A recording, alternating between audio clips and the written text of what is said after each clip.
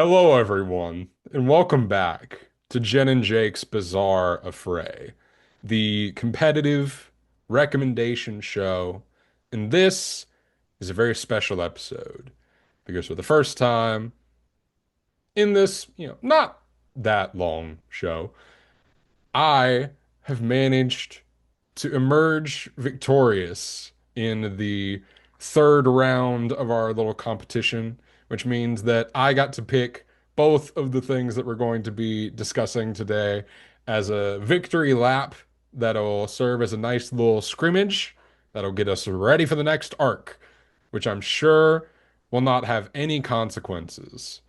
For my picks for this week, which were the Iceman Trilogy, that being Drake's three albums that he dropped not too long ago, Iceman, Habibti, and Maid of Honor.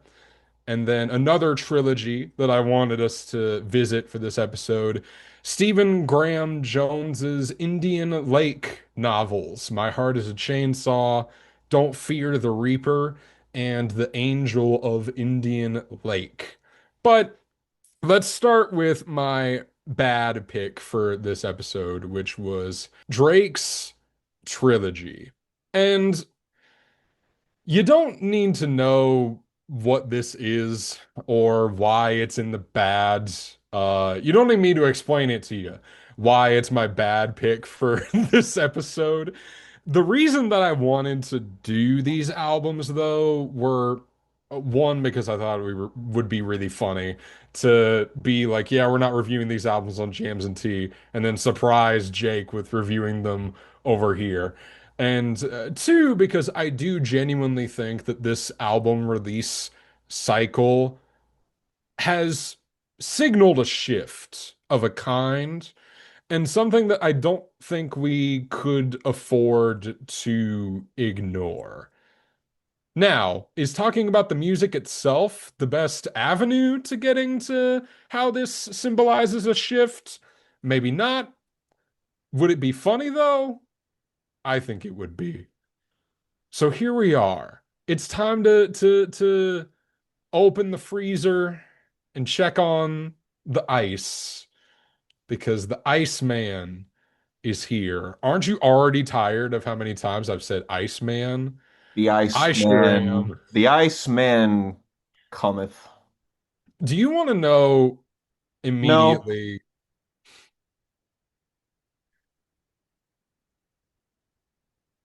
go on. Do you know what the name of the X-Men character Iceman is? Bobby. Bobby Drake.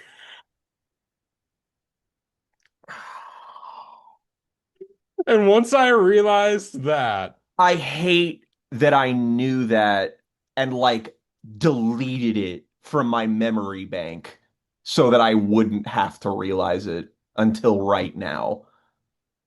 I think the thing that made this whole project so dead on arrival for me as like an indicator that Drake could even be capable of making any kind of artistic shift in the light of the beef of 2024 that has defined so much of hip hop in its wake, including these albums, is that once I realized that Drake was just doing the most obvious things possible, I knew it was over because and it's down to the title because you had that line on GNX that was like, oh, yeah, the last one figured he was Magneto. And Drake is figuring out, I'm not Magneto, I'm Iceman because I'm so cold and not a homosexual.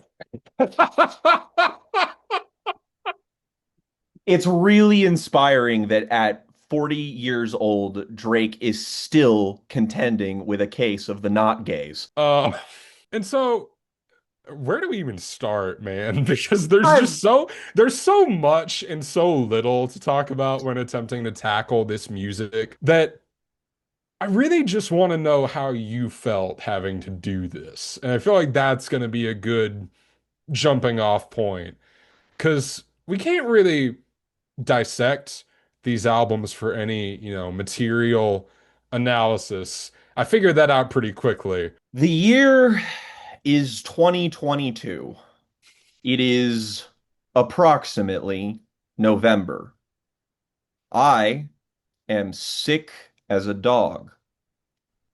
That week, we have canceled the rest of the month's jams and tea recordings because we're all busy and we need to prepare for the last month of the year, for list season and all of that jazz.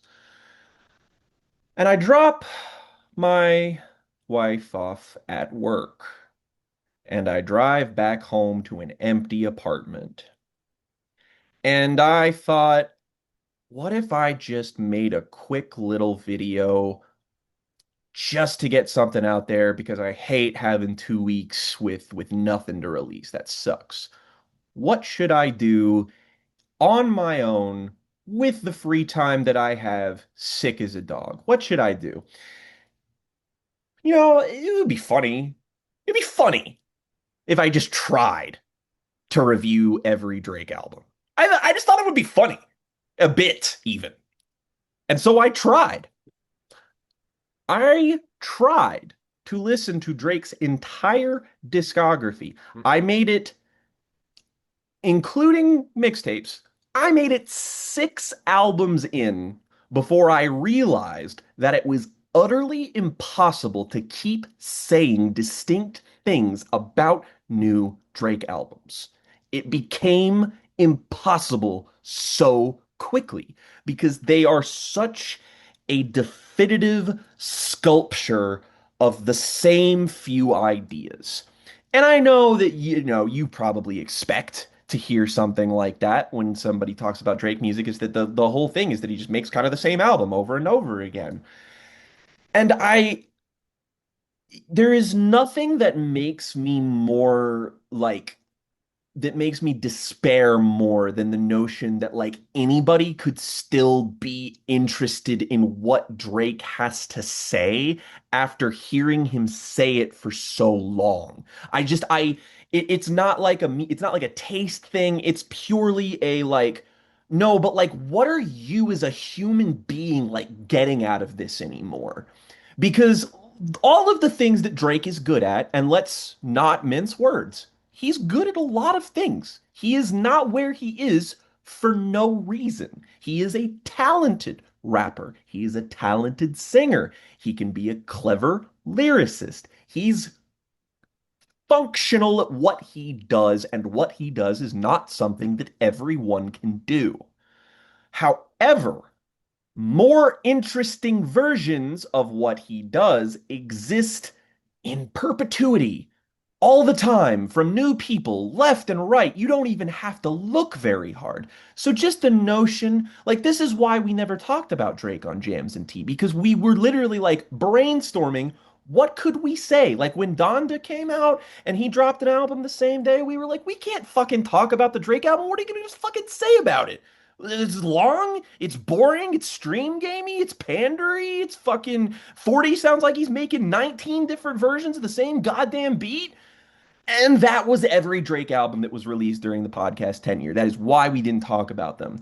And the only reason we talked about Drake leaders because of the beef. So if you want to know Riley and my more like in-depth thoughts on the beef, we have that video. It's a very, very viewed video, so you've probably already seen it. But regardless, I knew coming into this was going to be my final word on Drake because we're not going to cover him on the show proper. I will put my foot in the ground if you ever try to recommend me any more of his music after this because Jesus fucking Christ, what would have to be wrong with you to do that? But I knew I was like, this is it. This is the statement, and I am going to move on with my life. So I wanted to give this the most attention. I wanted to be as thorough as I could with these 3 records. I wanted to take a look at them, evaluate them for what they were, and see if just theoretically can Drake come back at this point? Because that was kind of the discussion after the beef happened, is that Todd in the Shadows very notably made a point where it's just like, Kendrick can win and still lose because all Drake has to do is come back and be as big as he was before.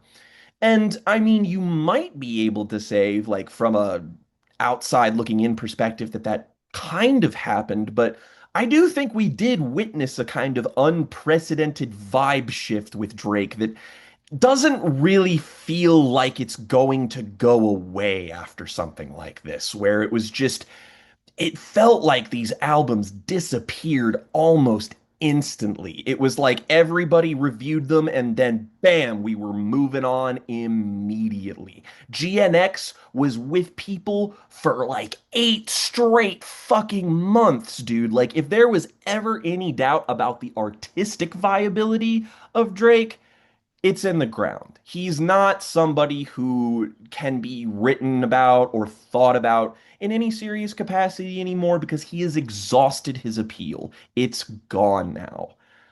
So all he has left are numbers. All he has left to fall back on are the guaranteed streams of the diehards, of the people who are going to put his music in the clubs just because Drake music in clubs is where Drake music belongs. So guess we'll put it here. And that's what the market is now. And that's what streaming is now. And so we have these 3 records. So we're going to stream game it. And then, like, all of them are going to become hits for a week. And then nobody's going to talk about them. So my first sort of worry with this trilogy was, oh God, these 3 albums are going to be the same, aren't they? They're just going to be different versions of the same fucking thing. And while I'll True. say that the tools that Drake uses are definitely the same, this worry of mine proved to be the least relevant because I will say that these 3 albums do retain a distinct identity. Mostly. Sometimes. Hmm. Mostly in one album's case. But I was like, all right, so what makes each of these what they are? So let's talk about what I deem to be the best of these 3 albums. Pretty comfortably, might I add. And that is Maid of Honor. This is a pretty easy layup for me to just sort of describe the appeal of, in that this is the closest Drake comes on these 3 albums to sounding like nothing actually happened to him in the last couple of years. It is a relatively brief 45 minutes that basically goes through the motions, but it goes through the motions with as little bullshit as humanly possible. I think that perhaps starting off an album where you put your mom on the cover of it with a song called Ho Phase is maybe not the best message to send to people. And also, I would like to point out that it is that the intro here, Ho Phase, is one of the best songs between all 3 of these albums, if I go by what I have rated them. But this album really just kind of contains the most songs that I would simply label good, acceptable. Road Trips, for example. BBW, for example. Princess, for example. And the best song on any of these 3 albums is probably Goose and the Juice, the only song I gave above a 6 out of 10 on any of these projects whatsoever. And it's not because this song is incredible. It's not because this song is, even strictly speaking, a great song for Drake. It is merely the most functional. It is the least obtrusive. It sounds nice It's enough, all hook. and it's all hook. That, in fact, that is the best parts of these 3 albums, are when Drake just drops the facade entirely and just shuts up and plays ball. Like, that's what he does. And then when the flows are flowing and when the beats are beaten, it's acceptable. It's okay. And this album seems to maintain kind of the most consistent identity of being a for the ladies type of album. You know, we're also collaborating with people like Sexy Red, for instance, and somebody named Stunna Sandy that I've never heard of before that I'm sure is receiving the Drake stimulus package for the first or second, who knows, time. And it's really just this is not the best album because of any outstanding qualities to me. This is the best album because it fucks up the least. So the thing that makes Maid of Honor interesting is that yeah, it's the least obvious whenever it makes a horrible mistake.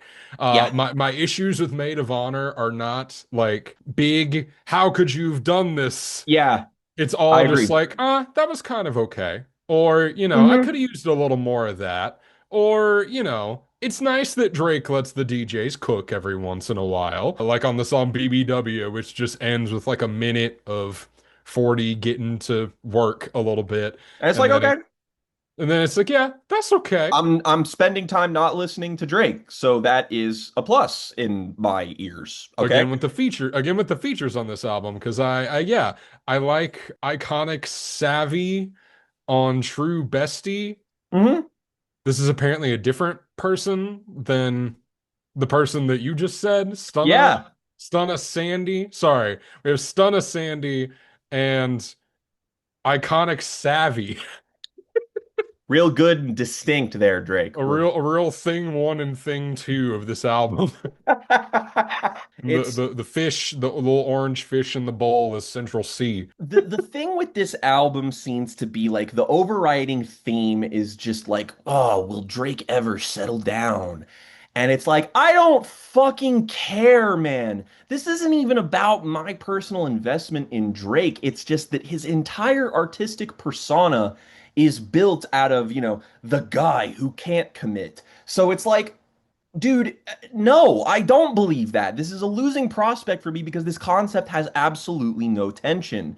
And when he lays into the whole, like, oh, I have dysfunctional relationships with women, it's like, I have been hearing you say these things for so long that anything that you can mine for thematic potential it feels like either lies or hypocrisy. I can't take any of it seriously. And again, it's like you don't need to be authentic in your music, but your music needs to have fucking stakes. It needs to be involving. I need to understand what the narrative happening here is. And the narrative of this album is merely, I don't know if I'm ever gonna be able to do this or not. And I'm like, Yeah, okay, these albums and this one especially has no narrative dressing to it. And so it makes this whole core of albums feel like a response that isn't a response that wants a response very, very badly. yes. And because Drake has no interest in like narrativizing any of his feelings with his pen, all these songs on Maid of Honor especially just kind of creep me out because when I ask myself, who is this for? I know who it's for because he said her name on the song, dude. It's so strange to me.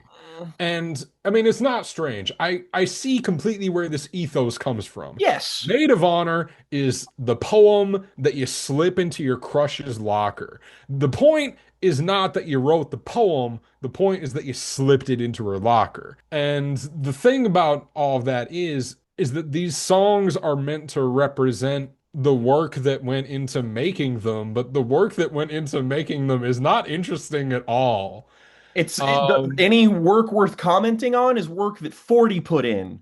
Like, what do you want me to say to that? I don't like, it feels like that Drake is attempting to narrativize a collection of songs that is more or less completely within concert of what he's always made. It feels like window dressing in order to try and make this seem like something it's not.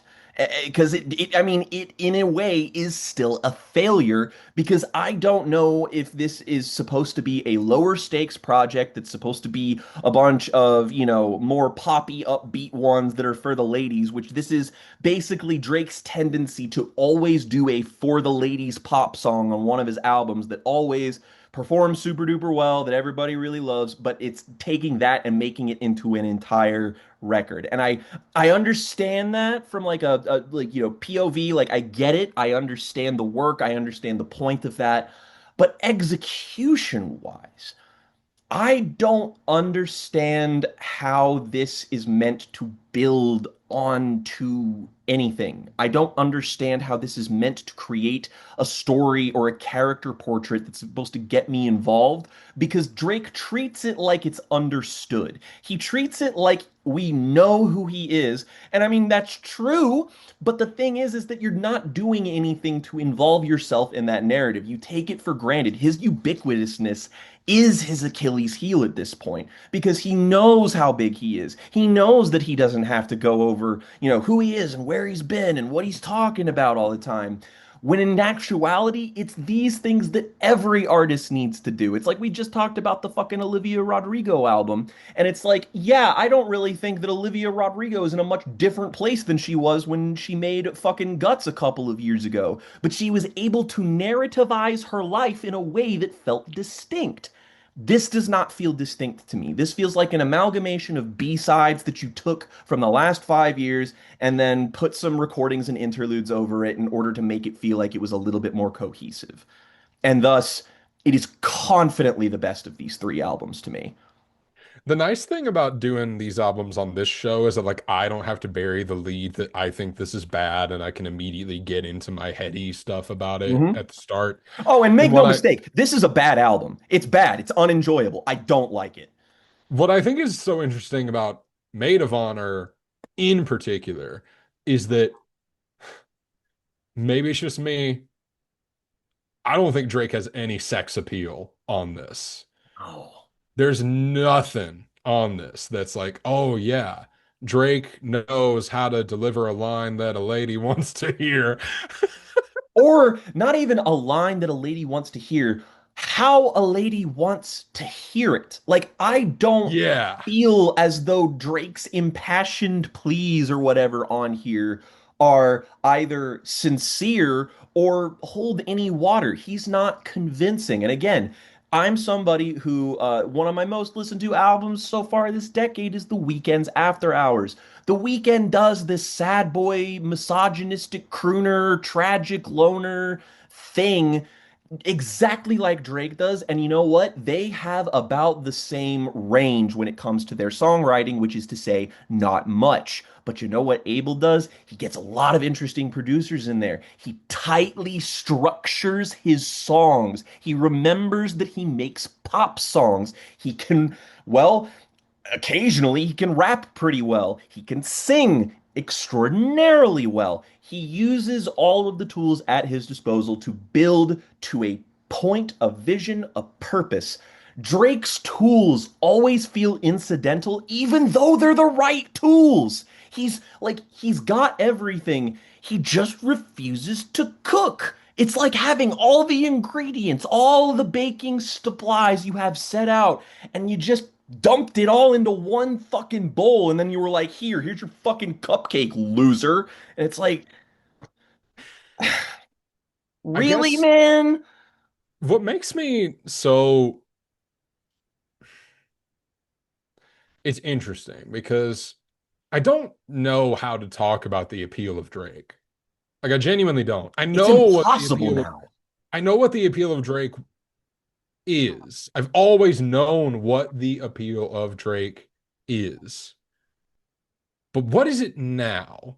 It's gotta be something else. Now that, I mean, to be completely fair, somebody has to find this appealing. Mm-hmm.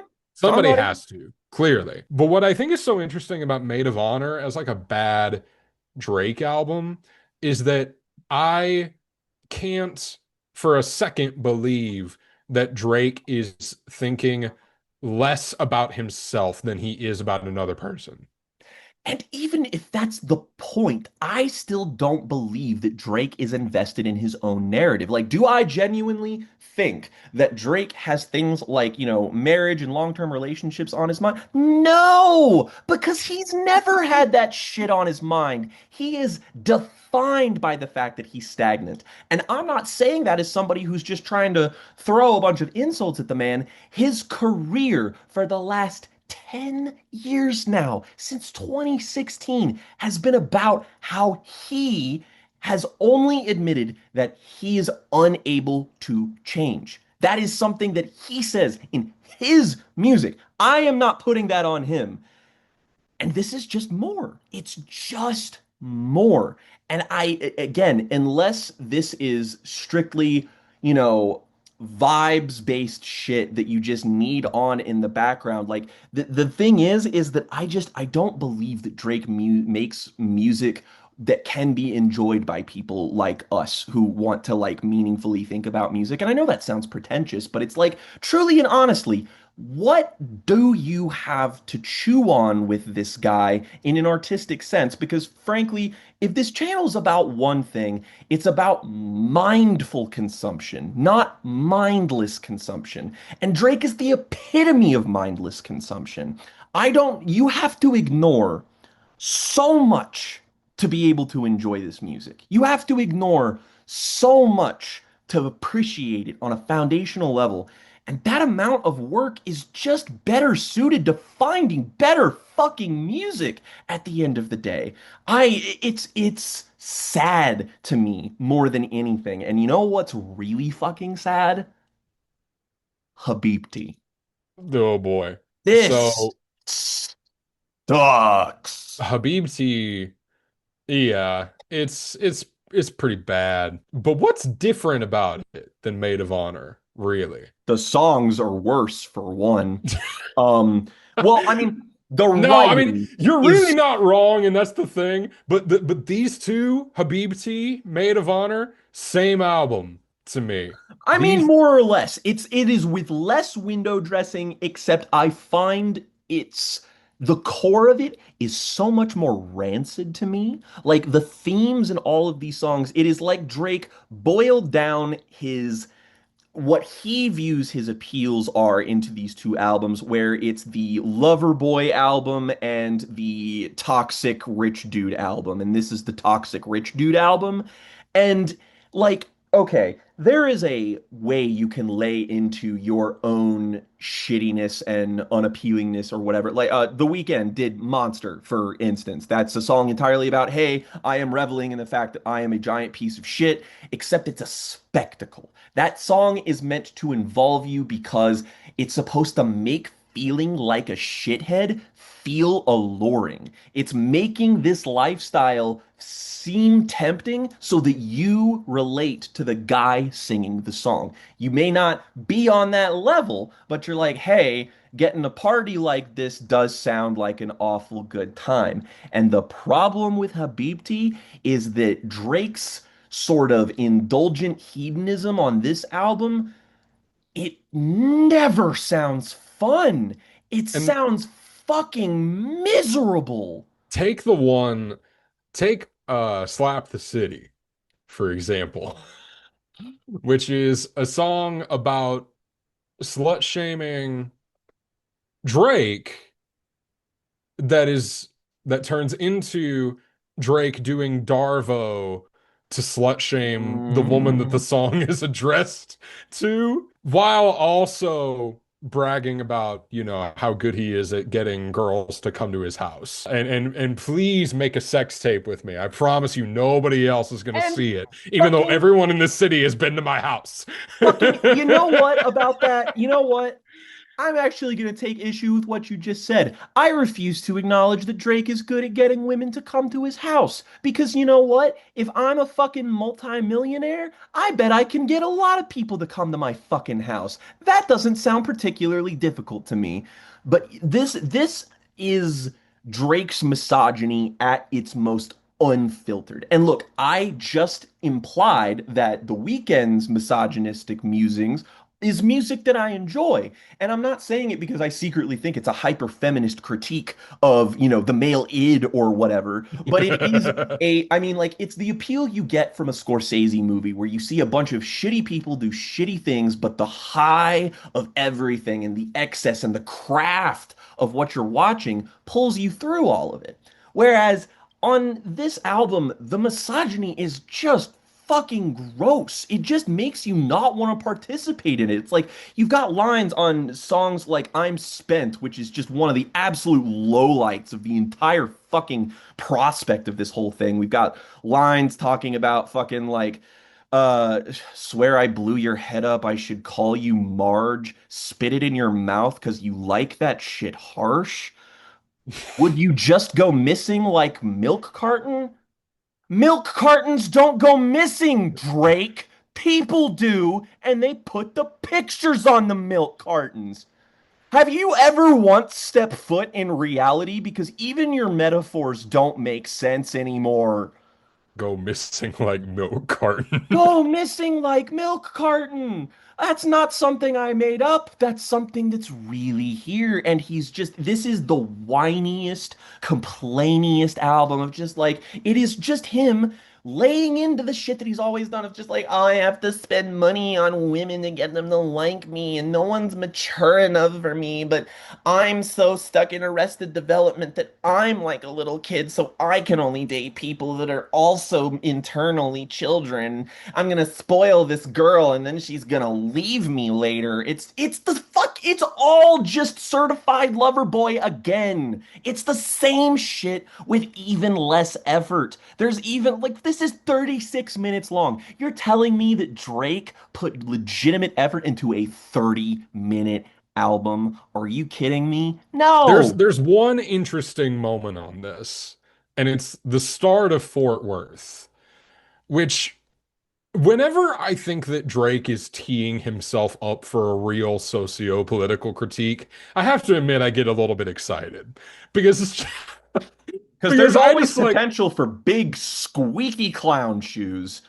yeah, there's just something that I get morbidly curious when Drake starts out a song talking about I'm doing shows in places where they probably still fly the Confederate flag. Isn't that weird? And it's And like, then, but it's dude, like I see like, you how do being you this not close to see it?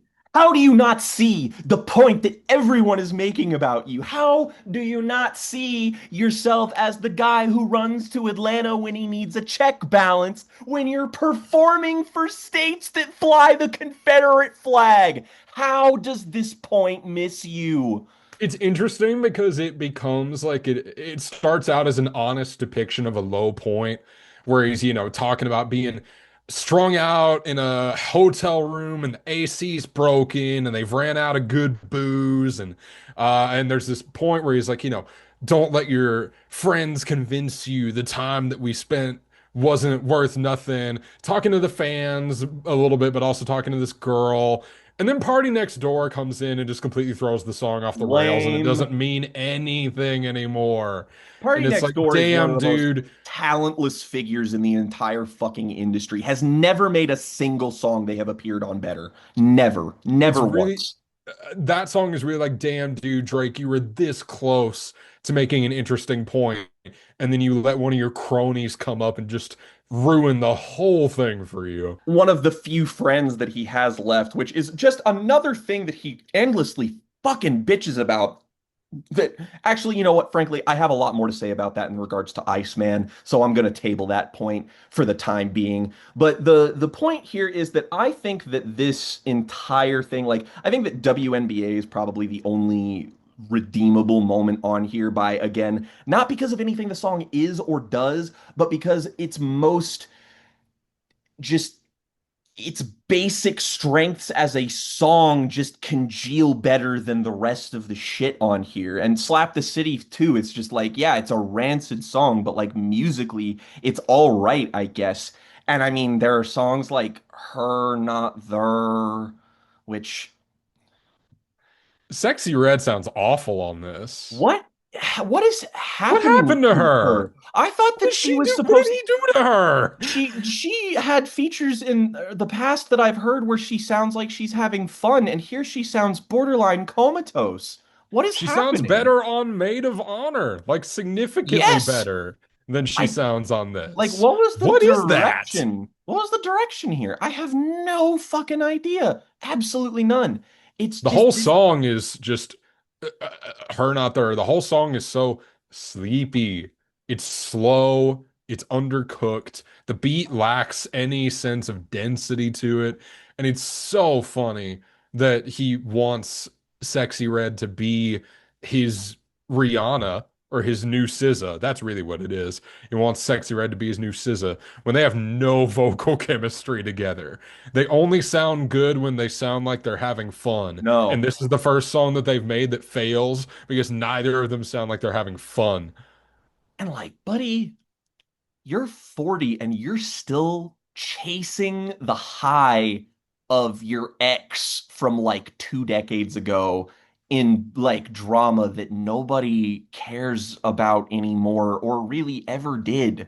This whole thing of like you chasing the ghost of Rihanna, of SZA, of Serena Williams, of that one girl whose name I don't remember that won a Grammy over him that he never let go because he was a fucking weirdo about it, because he's a weirdo about fucking everything. It's just these are all of the things about Drake that are aesthetically repugnant, kind of condensed into a project that has no real effort behind it. But you know what? You know what? For all the things I have said about Drake thus far, and for all the things I am going to say about this next album, the main event, I think you could say, Iceman, is that I can't really say that I feel as though no effort was put into this album. I can, however, say with a measure of confidence that this is the most unlistenable fucking thing that Drake has ever made by a country fucking mile. Because, oh my God, the writing on this album is appallingly boring. Like, this all you had to do, all you had to do was just come back with one of the two albums that you released on the peripheral of this with Habibti, with one of that. That's all you had to do, and you would be smooth sailing. But instead, you had to drop a concept album. You had to have the final fucking word of something that people are already tired of hearing about still. Nobody is still talking about the beef because it's 2020 fucking 6. We've had an election since then. It's been a while. We are not millionaires with no problems other than legal battles that we can't win that we chose to fight by ourselves stupidly. But that has not been our world for the last 2 years. And Yeah, I mean, so sadly for Drake in this instance, the speed of beef has increased exponentially since the 2000s, where, back in the Nas versus Jay days, you would wait months for a response. But guess mhm. what? That's how music production worked because they wanted you to go buy the CD. Do you want to know why people at large were arguing about the music being made in the beef? It's because Kendrick had those songs ready. We know he did. It took him a long time to make them. Drake's songs were made in like a week. And you know what? They sound expensive. They sound pretty nice. But you know what they sound like? They sound like rush jobs. They sound like they got 40 in there. They sound like they plied them with money and they said only leave once you got a fire fucking beat. And it's like, okay, that's fine, I guess. But it shows you the methodology. It shows you what these guys have as their priority.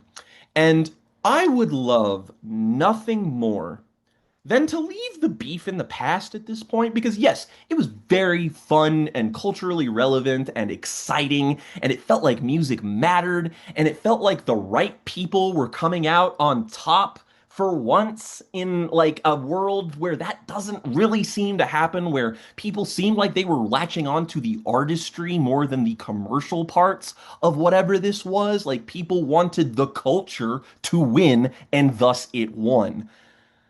So I would love to just leave that in the past.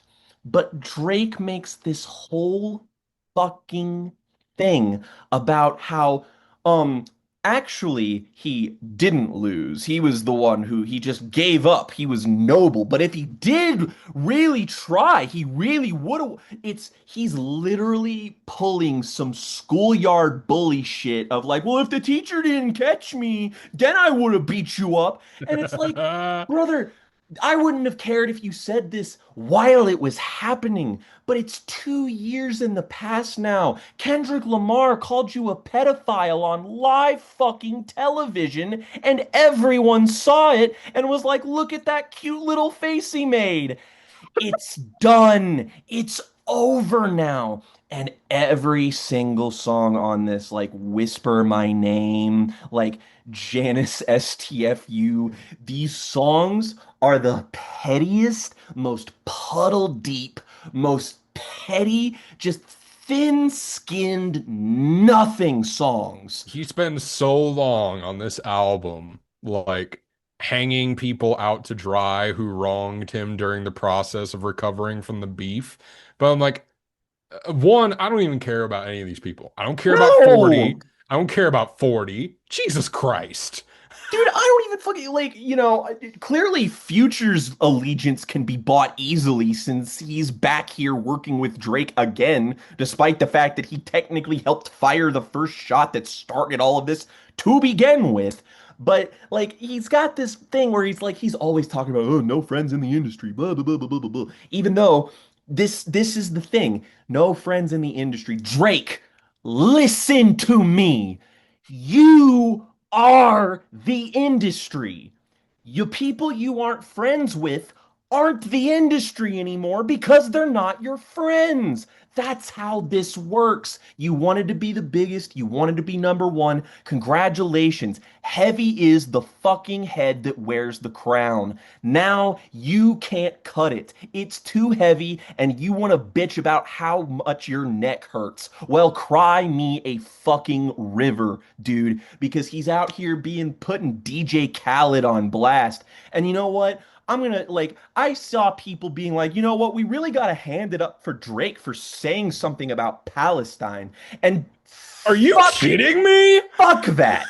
Fuck that to infinity and back, because if you are telling me that he isn't just using the plight of the Palestinian people as ammunition against a guy he doesn't like, you're a lunatic. You don't live on this planet. That is the pettiest, most empty, most evil, gross. Just I couldn't believe fuck what I was that. hearing.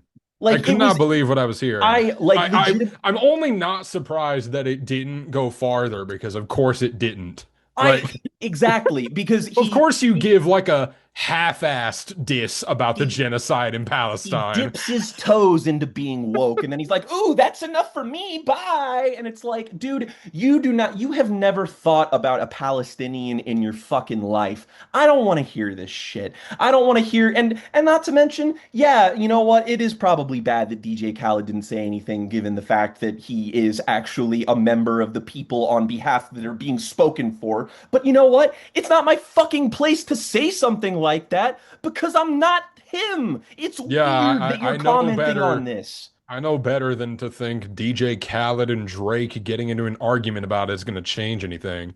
Yeah, it's just Um, like what tangible good, what material benefit is gonna come from DJ fucking Khaled posting hashtag free Palestine? Go fuck yourself, man. Like this is all just empty, petty grudges and him airing dirty laundry and just being the most thin-skinned, whiny little bitch in the universe. And the fact that anybody can sit through fucking an hour and a half of this nonsense, of this complaining bullshit, of him just whining over and over again about how everybody just hates him. And that's the real reason why he lost, because everybody didn't want him to win. Yes, idiot. Nobody wanted you to win, and that's why you lost, because no one likes you. Do you not understand that rapping and this whole thing, it's wrestling, and you are the heel. You made yourself the heel, and Kendrick made himself the face. What do you think is gonna happen when you play bad guy for this many years? When you play, oh, I've got connections in fucking Toronto. Oh, I've got people who run stuff. Oh, like I've given back to my community, but also I definitely deal drugs and shit. And it's just like, bro, don't forget, if I lend you a hand, you're under my thumb. it is It's it's it's uncomfortable. gross. It's gross. I I hate feel thinking about weird this. listening to it. He's And here's the airing dirty thing is that laundry I don't want to know about. what did I miss? Is really, I think, the key point of failure to all of this. Oh yeah. Because by this was the point in getting ready for this episode. After I finished, what did I miss? I had to like take a walk and think about some of this. Right? I felt myself like getting upset. And I wanted to figure out why. And so I like took a sit. I took a sit and I free wrote a little bit, and here's what I've got. I'm sick of this attitude from Drake because for a decade we've been hearing about how he's the greatest because he gives the people what they want and that he already knows that he's the best. He's only held back by not being given credit from the culture. Like if everybody just gave me my just dues, everything would be fine. And he's complained for years about how people don't like him enough, don't respect him enough. And now that all the bitterness that undercuts those sentiments are on full display with these three albums, I feel like I can really make a moral opposition to Drake. I Because mean, now his whole deal, his whole shtick, his whole image is about being a guy who's too big to fail, too big to ignore, and too big to defeat. And so when he's on this album, like threatening to leak receipts and renege on generosities, it feels like I'm listening to a guy try to overpower me personally. mhm, And it makes me uncomfortable. Like it makes yes, me upset listening to him say these things. I It makes agree. me antagonistic towards your art when you say all this stuff in the second person like this. And it's the same reason why this is going to sound like a wild comparison. It's the same reason why Reputation will never work for me as an album because I always have to get past look what you made me do. And I just can't hear somebody say that sentence without getting viscerally uncomfortable. No, Because none of this is on me, it's actually. it's whenever an artist goes out of their way to kind of reach through the screen and address you, there's an instant pull that you feel of just like it's not even like it's not even like the forefront of your brain. It's literally it's a subconscious thing. It's you feel like you are being addressed and it feels like you are almost being called out, which is why this album is entirely feels like Drake giving a lecture on why you need to like him more. And I'm sorry, that's not a good idea for an album, especially when you're one of the world's most unlikable millionaires. What are you fucking like, dude? I can't understand these fucking people who become so successful and then they make their entire fucking image around the fact that it's just like, oh well, I'm so ubiquitous and everyone doesn't like me. It's like because you are ubiquitous. That's why And your it's all wrapped ubiquity up is your biggest weakness. it's all wrapped up in his God complex and all wrapped up in his entitlement. Because again, on what did I miss? That this insane line that just never left my mind. She might decide to say no to me now, but say yes to me later. Everything is gonna Ew, come my ew, way ew, ew. because everything is gonna come my way because I'm God's chosen special little boy who's always gonna win.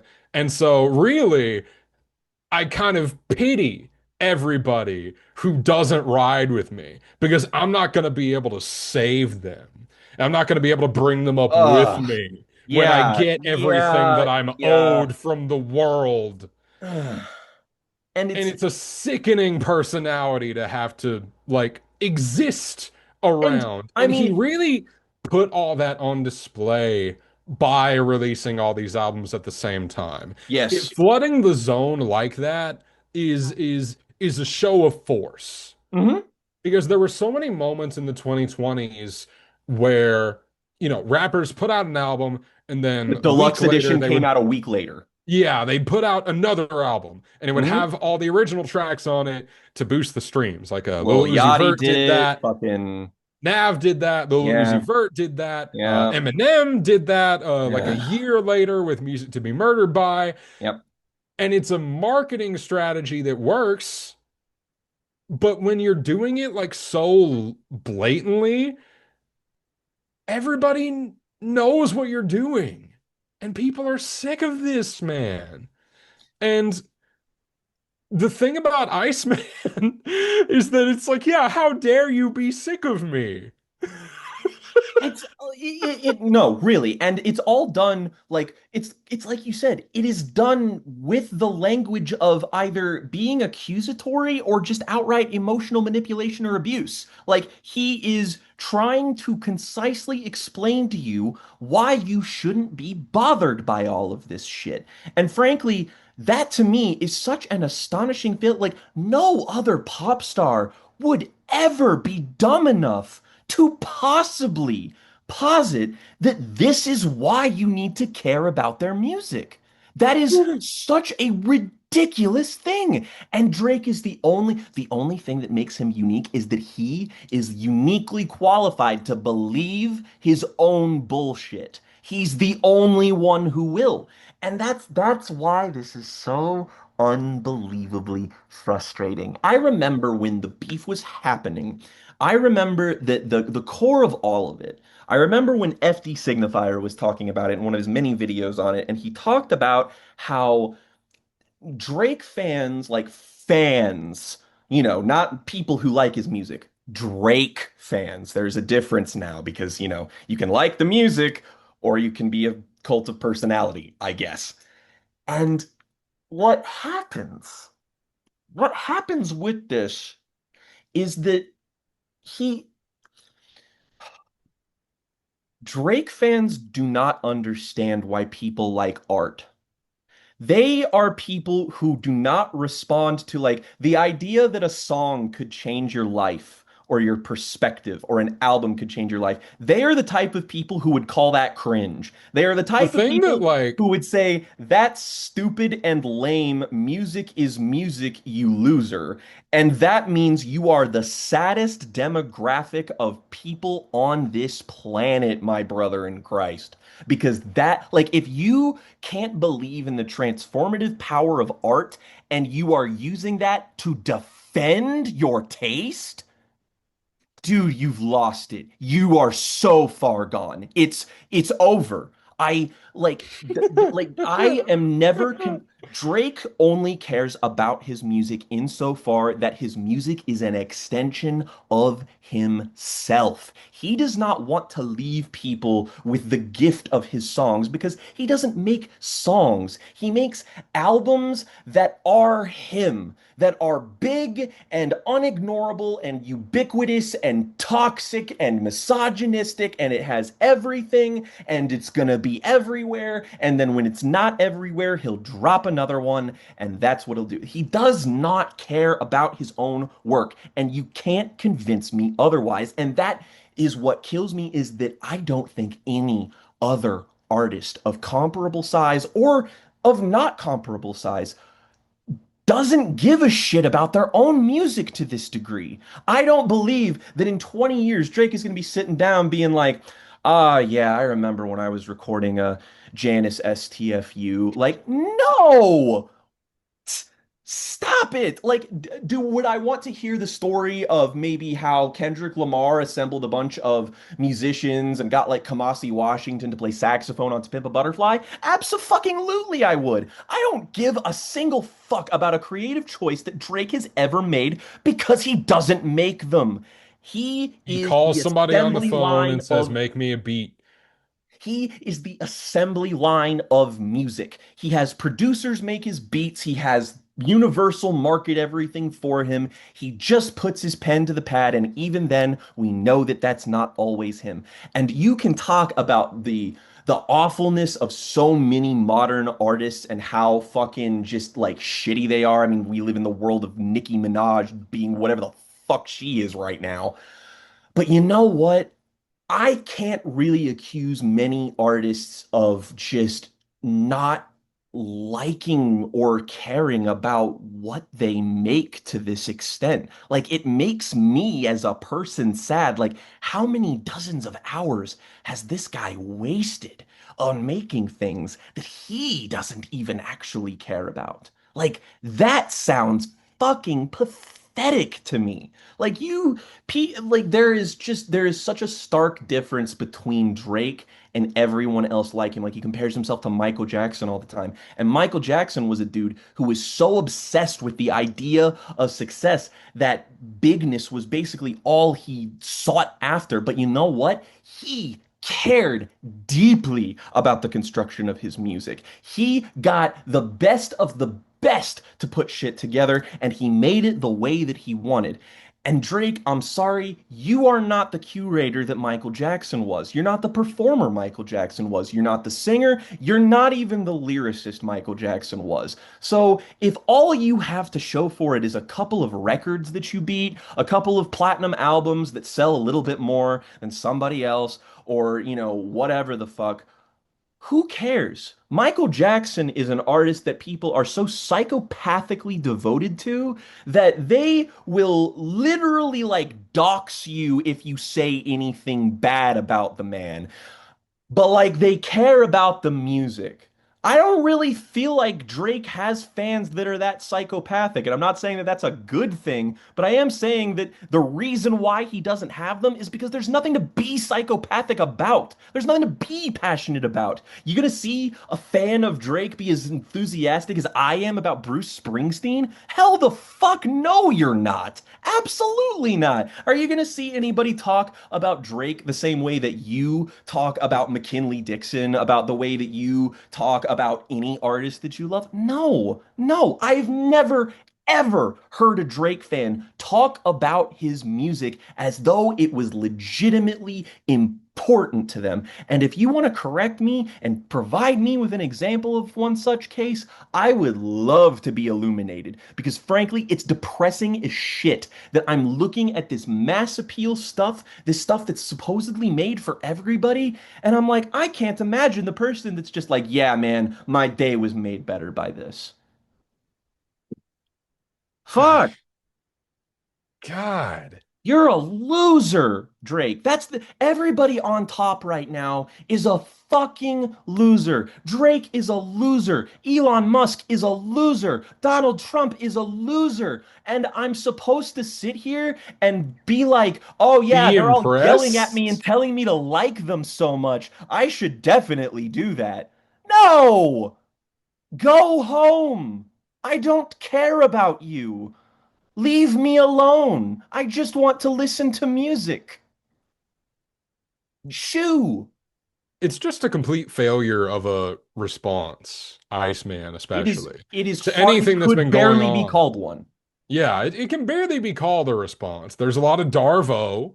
There's a lot of there's one subliminal about like 100,000 streams, and I'm pretty sure it's not even about Kendrick Lamar. I think it's about Alex Warren.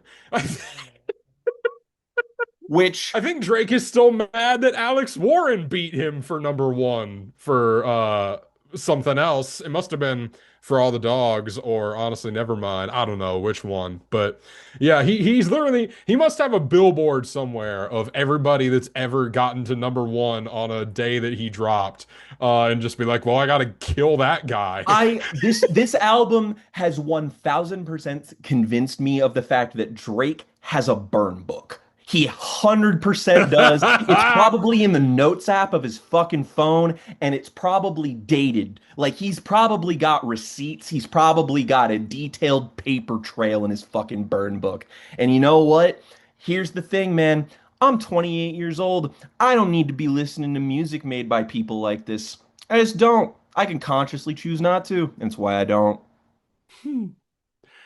The ambition on display here is, I think, the most disappointing aspect of all of it, because this is easily the most that Drake has like tried to make a, what's the word I'm He's looking for? trying to make a narrative out of his own releases again rather than Yeah, just it's the most that he's dropping ever an tried to make a album. narrative out of his releases, because he's got this whole like, make them cry, make them remember, make them know bit where, he's trying to get a little bit more conceptual with it for the first time in a long time.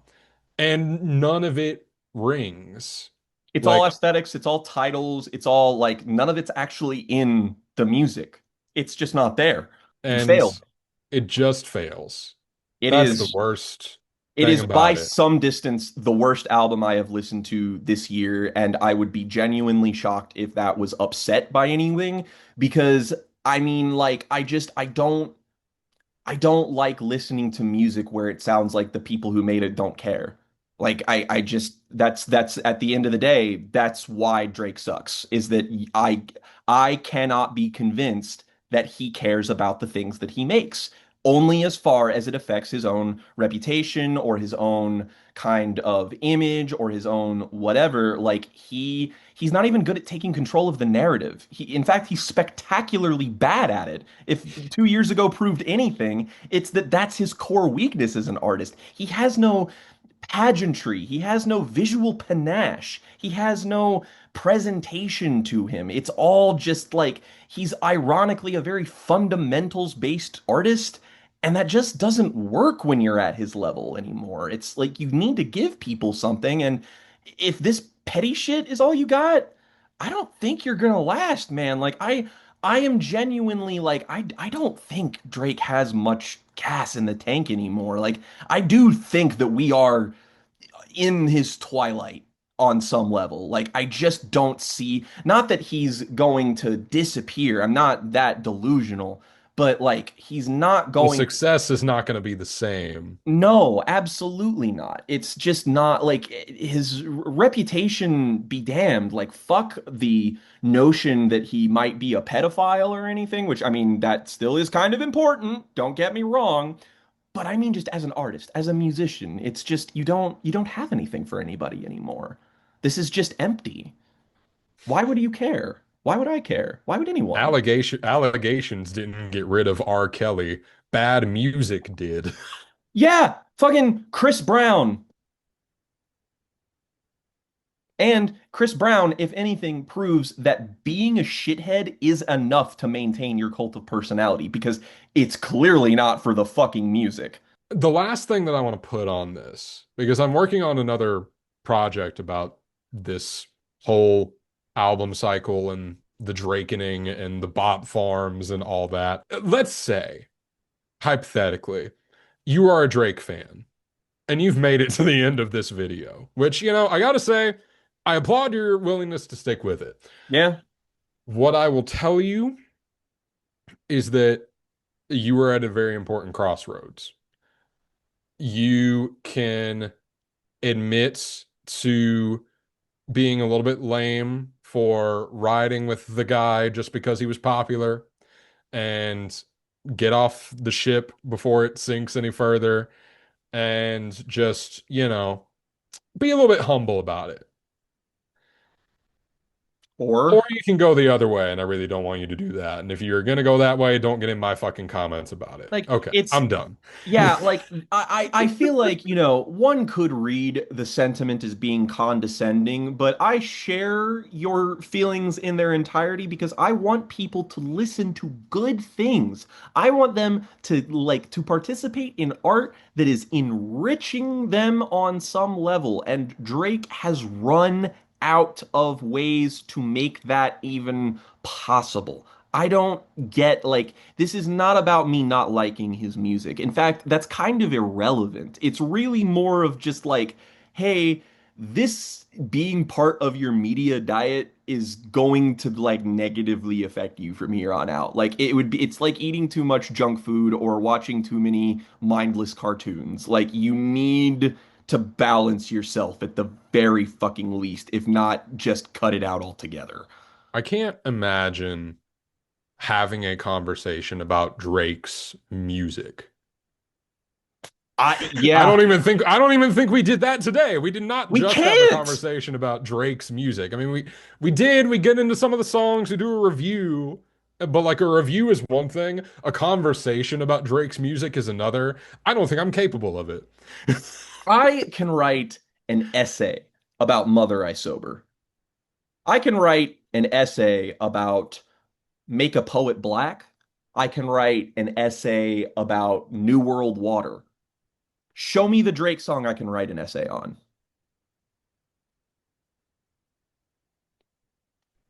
Tick, tick. I'm begging to move on to the better trilogy. Hey, it's your swing. Okay.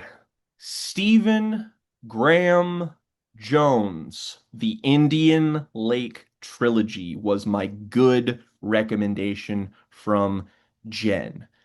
And I had no real precedent for this because I was not familiar with Stephen Graham Jones. I know that my wife had a lot of his stuff like wish listed to just like get to eventually. He's often brought up in the same breath as modern horror authors like Grady Hendrix, for example.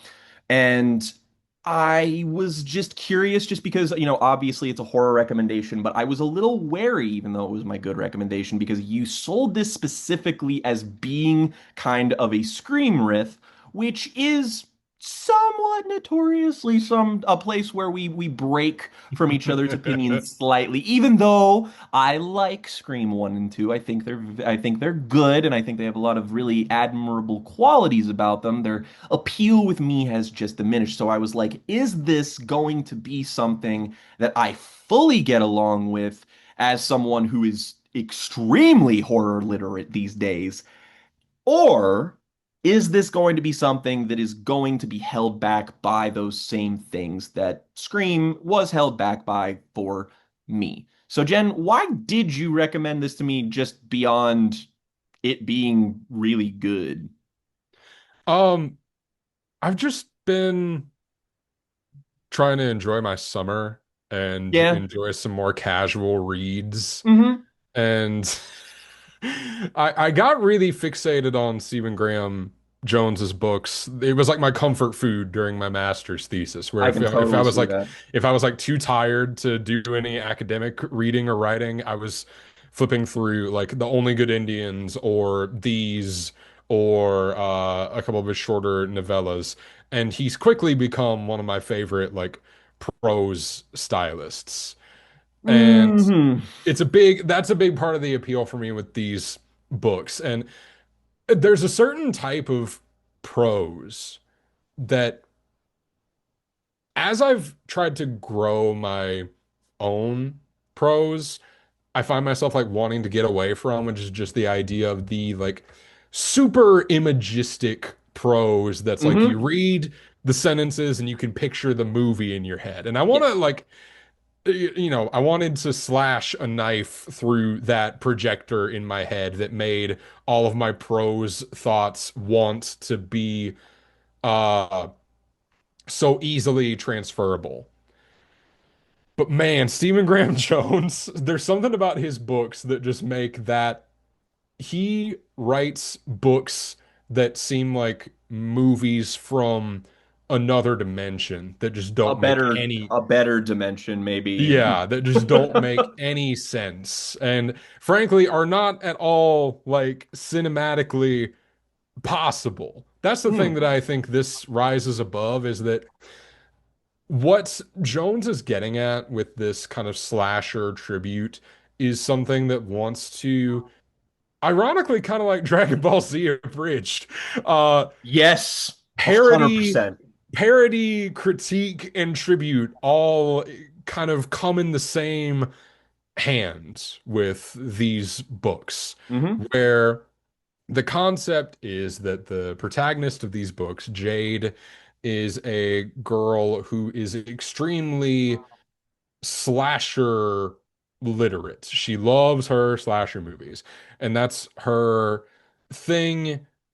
That's her like special interest I as was the about to say, outsider. let's not mince words. It's our autistic special interest. It's a It's her thousand percent it's that. her autistic special interest that has kind of cemented her outsider status in the local community. It's kind of turned her into the Pariah. nicest comparison that she ever makes for herself is the John Bender of her local Yeah. small town in Proof Rock, Idaho. But she's also Native American, and she's also just a troublemaker with a really shitty dad. Oh yeah. And she, as the first book, My Heart is a Chainsaw, progresses, becomes obsessed with the idea that a string of murders is this kind of prophecy being brought to fruition. Hmm. She really has it in her head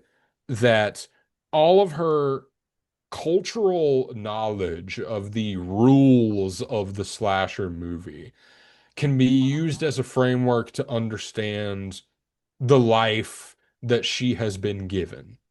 And it helps her contextualize her place as the outsider, as the Hmm. pariah. She's no final girl is She something says it very a lot. She yeah, says yeah, yeah. she is the idea of the final girl in her head is this kind of final form actualization of a horror movie main character abiding by specific tropes and expectations that will sort of, rise to the occasion and save the day. And she will, she never will live up to that. Like one of the first things she even mentions is she kind of lists the ideal qualities of the final girl. And one of the things that she says decisively is that the final girl is typically virginal, which she implies that she is not, which we, tuck that corner for later. But Jade is somebody who she does kind of wear that outsider status. But what I love about the way that Jade is written, who like Jade is like one of my new favorite protagonists in things because she's perfect for the stories that are being told in this trilogy. But she is also like kind of tacitly a criticism that I have with Scream is that Kevin Williamson's dialogue for characters once they start talking about the meta horror just feels like Kevin Williamson talking to me. I never like it feels very hard for me to feel the characters in Scream after a while. Like sometimes in Scream 2, it just feels like I'm listening to the screenwriters bounce ideas off of each other, and that's not horrible. It's just a bit immersion breaking. But what the idea with Jade is that she is the atypical one. Like in Scream, everybody's kind of the movie nerd. In Scream 2, everybody's in a fucking film class talking about Alien versus Aliens. In Jade's instance, in My Heart is a Chainsaw specifically, she's the only one who really gives a shit about this stuff, and everybody thinks she's a fucking weirdo because of it. And it really just kind of makes more sense to me that that's the angle that these take because yeah, it's more realistic and it's just easier to immerse yourself inside the world where the cinematically literate character is treated like they are cinematically literate, which is to say, everyone is like, boy, you sure do watch a lot of movies, huh? And she's over there to like Bay of Blood, like just like saying all of these fucking things. Like the opening of My Heart is a Chainsaw, besides like the cold open that does the sort of flash forward of like the murders that's very typical with the slashers and stuff of these two Norwegian kids who die in this lake. But Jade basically like leaves her house for kind of an unspecified reason that you kind of can connect the dots on. But she leaves her house and basically gives like a slight tour of Proof Rock and like walks past these construction workers. And to keep herself busy, she kind of just engages in conversation with them and starts talking about slasher stuff. And everybody's just kind of like, yeah, okay. And ultimately, she goes away, and the sort of initial inciting incident of the story is that Jade does attempt suicide in the local community kayak or the canoe that is set up by the There's all this pier. great like Salem's Lot type world It building that happens where it's just like, yeah, and there's a lake and nobody can get across it. So we keep a boat, we keep a canoe on on site that's just the local canoe. If you need to get across the lake or if you're gonna go fishing, you get in the canoe is there, it's there for anybody that needs to use it, what have you. And so basically, she is rescued, and then subsequently, now she's got like even more of a reputation than she did previously, of which she already had one. She is an outsider. She doesn't seem to have many friends, But she is like a lot of the book is interspersed with a bunch of book reports that she is writing to her history teacher, where she is kind of like trying to sneak in and launder horror movies as a way to write about history, which is both really amazing characterization and ends up being a great jumping off point for Stephen Graham Jones to, in the sequels to My Heart is a Chainsaw, talk about the overarching theme of these, which is how history whitewashes itself. Which I already am like, this is activating so many things in my brain that just tickle me good. But the cool thing about My Heart is a Chainsaw is that Jade is such an engaging protagonist to follow. The way Graham Jones writes her is that his prose is this perfect combo of like really deeply casual and relatable.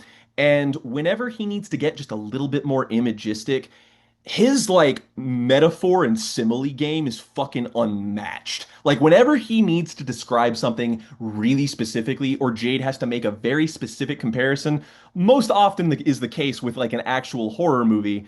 It's always very, very vivid.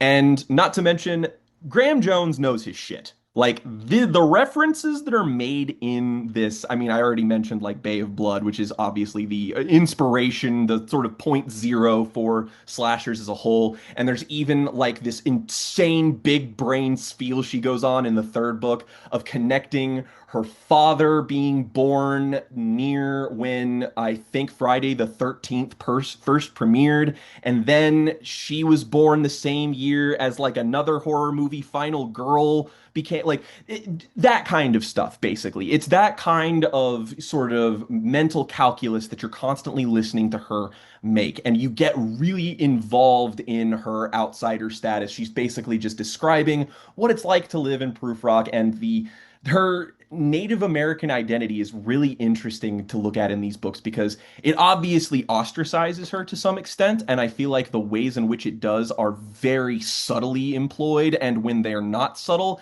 it's because the book is making a very definitive point about it. But it's also something that like she feels a real disconnect from her own culture because the only tie she seems to really have to it is her dad, Tab, who is an alcoholic deadbeat piece of shit who doesn't really give a shit about his own culture. He kind of has a shallow understanding of himself and thus embarrasses himself on behalf of her, like to the point where she like goes to graduation and she like her parents don't even like interact. They both show up, but they're so like her mom is estranged from her for reasons we don't entirely know about at the start of the book, and she's living with this other dude named Holy Crow, and his name's Holy Crow, so that's something about that. And basically, these murders start occurring in this place. People start going missing, and, very typical slasher setup.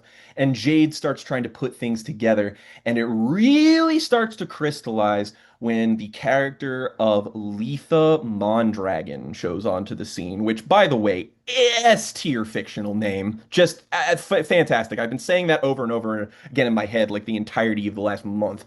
But basically, Jade just sort of is hanging out in the girls' bathroom one day, and over at what is dubbed the Skank Station, she goes over and finds and basically first interacts with Letha Mondragon, who belongs to a family that is colloquially referred to as the Founders, who go and settle this neighborhood across the lake called Terra Nova. And it's basically this huge property development. They're knocking down all the trees and stuff. They're a bunch of evil rich fuckers, and they're all, basically just Yeah, sort of, Letha's dad is like the head of a media, and he's like Bob Iger. Like he's yes, that basically. rich. He is described as the type of person who walks into a meeting knowing exactly how he's going to walk out of the meeting. And so therefore once she meets Letha Mondragon, she's like, "Whoa, is this a final girl?" Like she instantly like she gets a little activated partially Right. Well, because you can. she's seen the video that was taken of the initial killing. And so she's Mhm. like, "Oh, this is it. This is the opening of the slasher movie.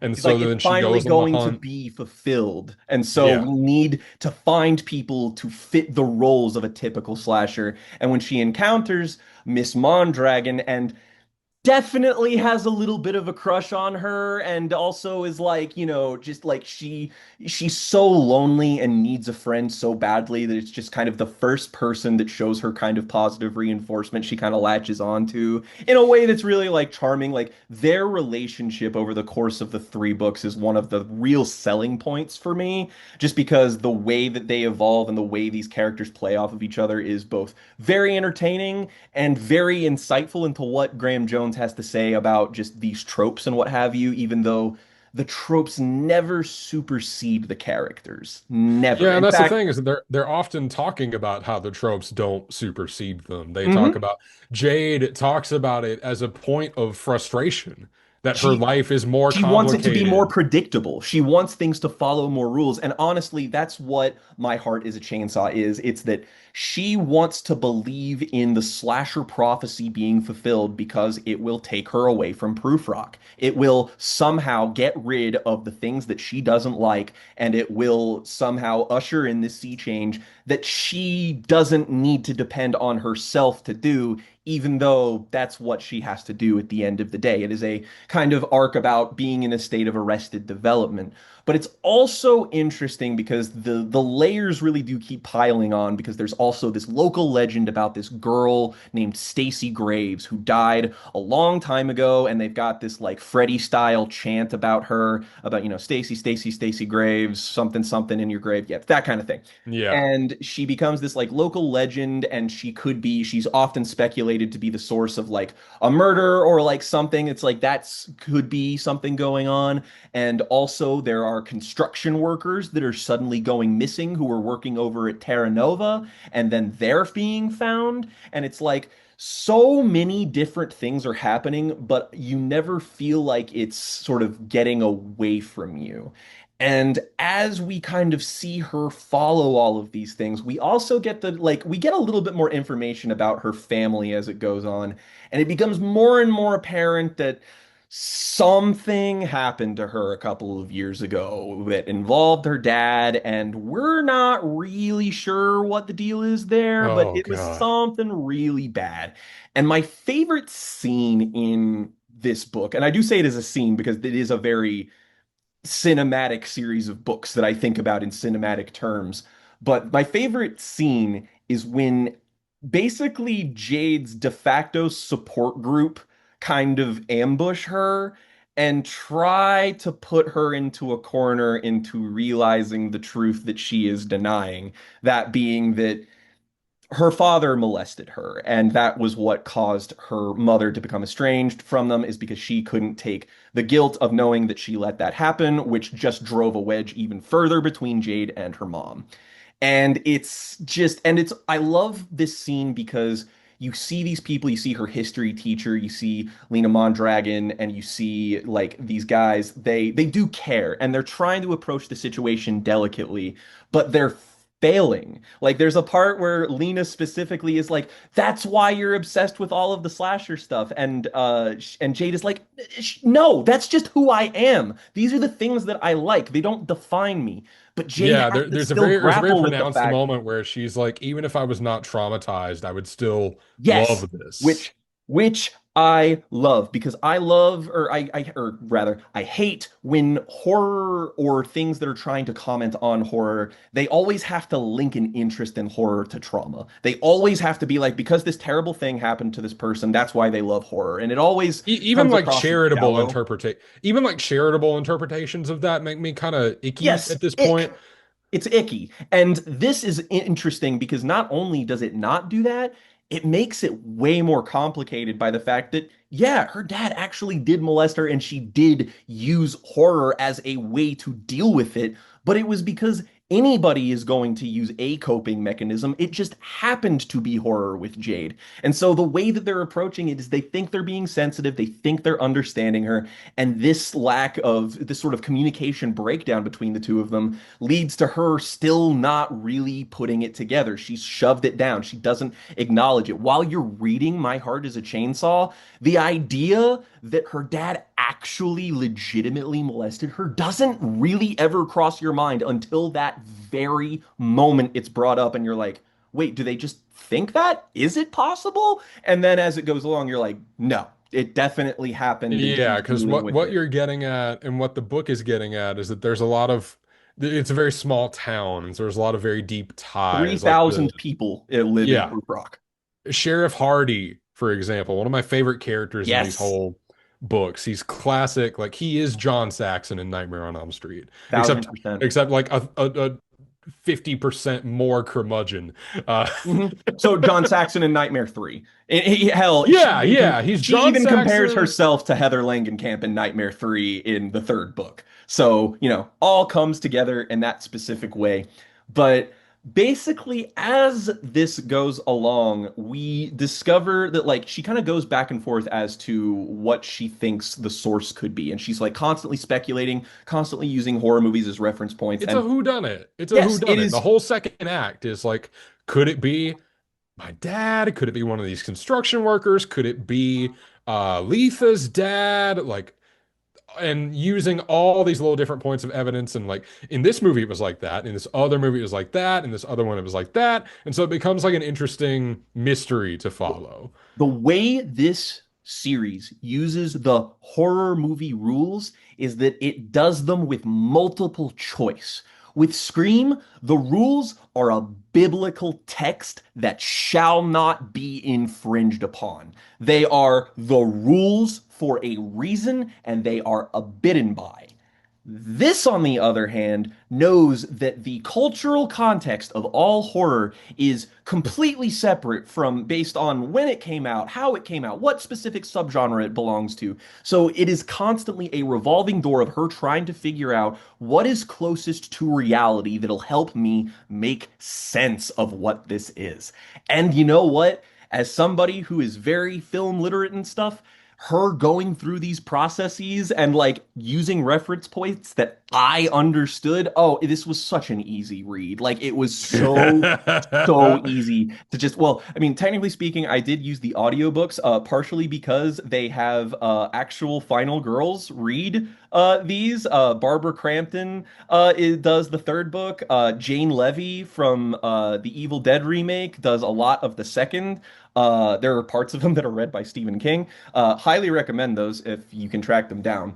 But basically, she's going through all of these things, and then ultimately, she kind of like she gets to a real kind of threshold crossing point where she thinks she sees Theo Mondragon, Lena's dad, killing someone and dressed up in like basically slasher attire, and she finds a dead body, but she has to keep quiet about it. And then, good God, when shit hits the fan in these books, So wow. all three of these books have a moment where a shift happens.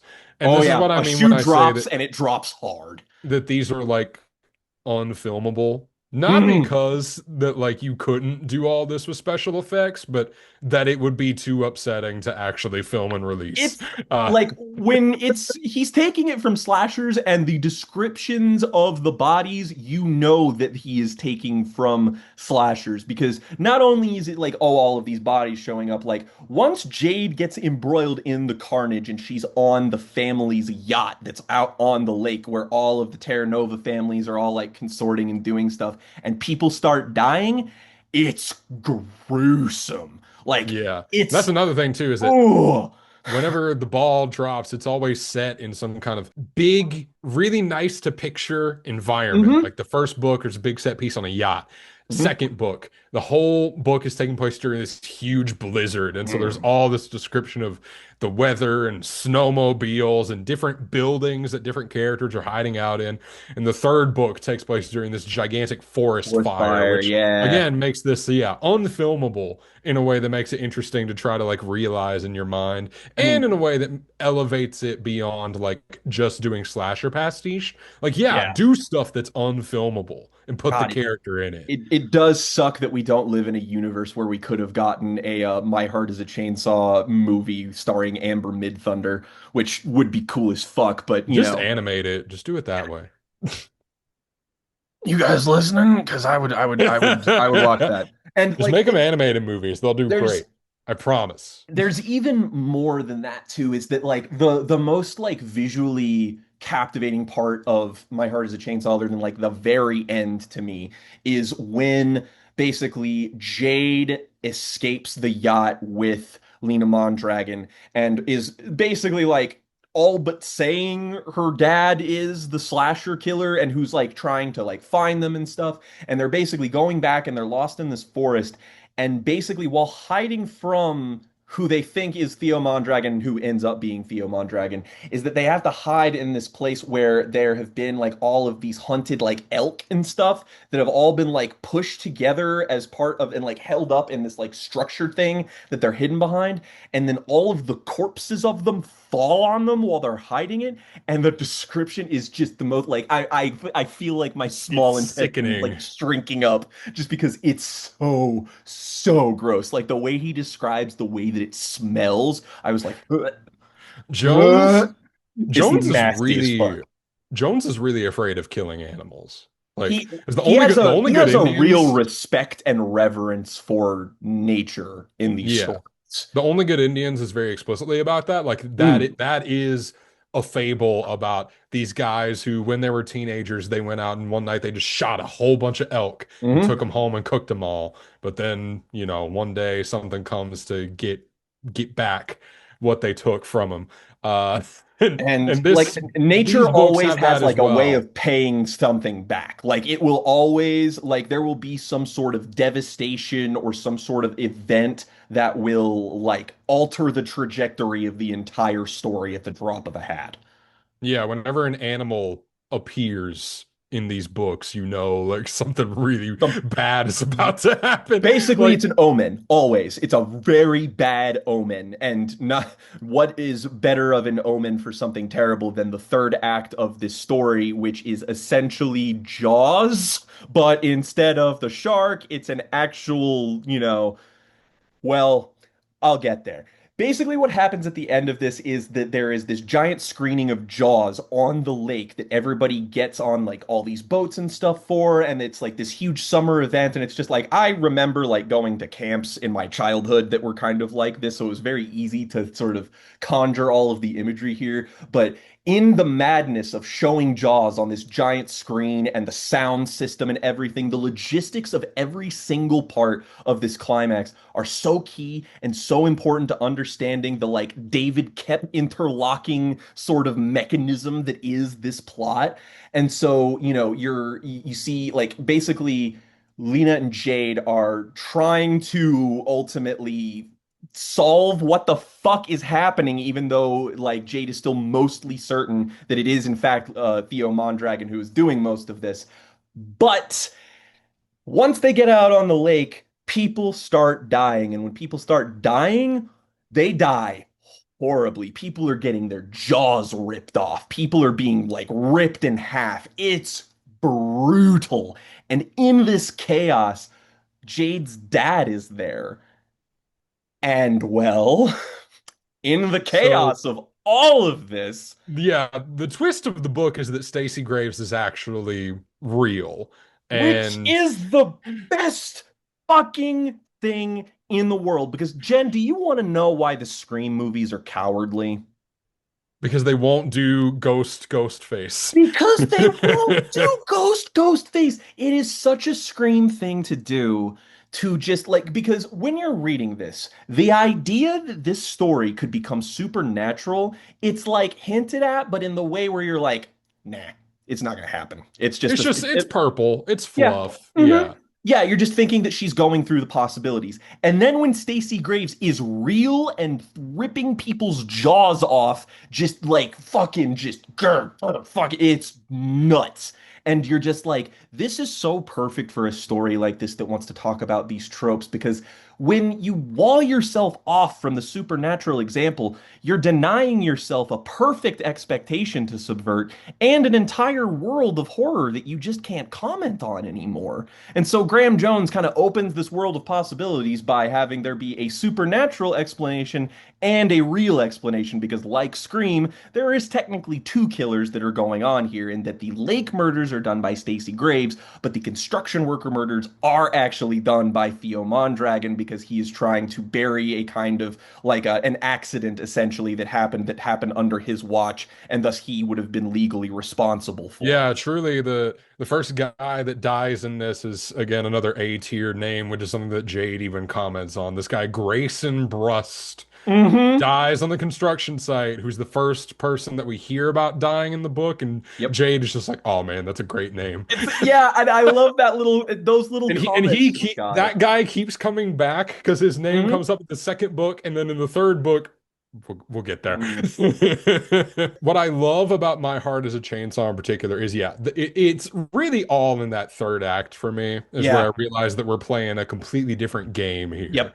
And it's Yep. one that makes for a really interesting swing of a cultural claim, which is like the slasher movie as real 20th century moral fables produced by a culture, Mm. which is an idea that doesn't get taken as seriously as it should because it immediately becomes very insular because the genre is a very insular space. Hmm. But I'm just gonna say it. I've got stake in this being correct, right? I've No, got stake in the idea that slasher movies are a kind of cultural inheritance of cultural norms and values, their mythology. Jade Like says as much. I was a kid and I feel like I'm the product of that because like we're a part of the generation that grew up with parents that had seen all these movies. I mean, So like we were born into Scream. That yeah, we're was born in the Scream generation where knowing the rules is now the first rule. The We first have rule is known know the the meta rules. since the beginning. Like there was no meta upset for us. It was Yeah. just always like this. And because of that, I feel like Graham Jones has to kind of zoom out a little bit with these stories and thus has a much more like the way I feel like Stephen Graham Jones views slasher movies is that he views slasher films and film in general as how you contextualize generational violence. It's like there's a part in it where it talks about how slashers have evolved since the 70s.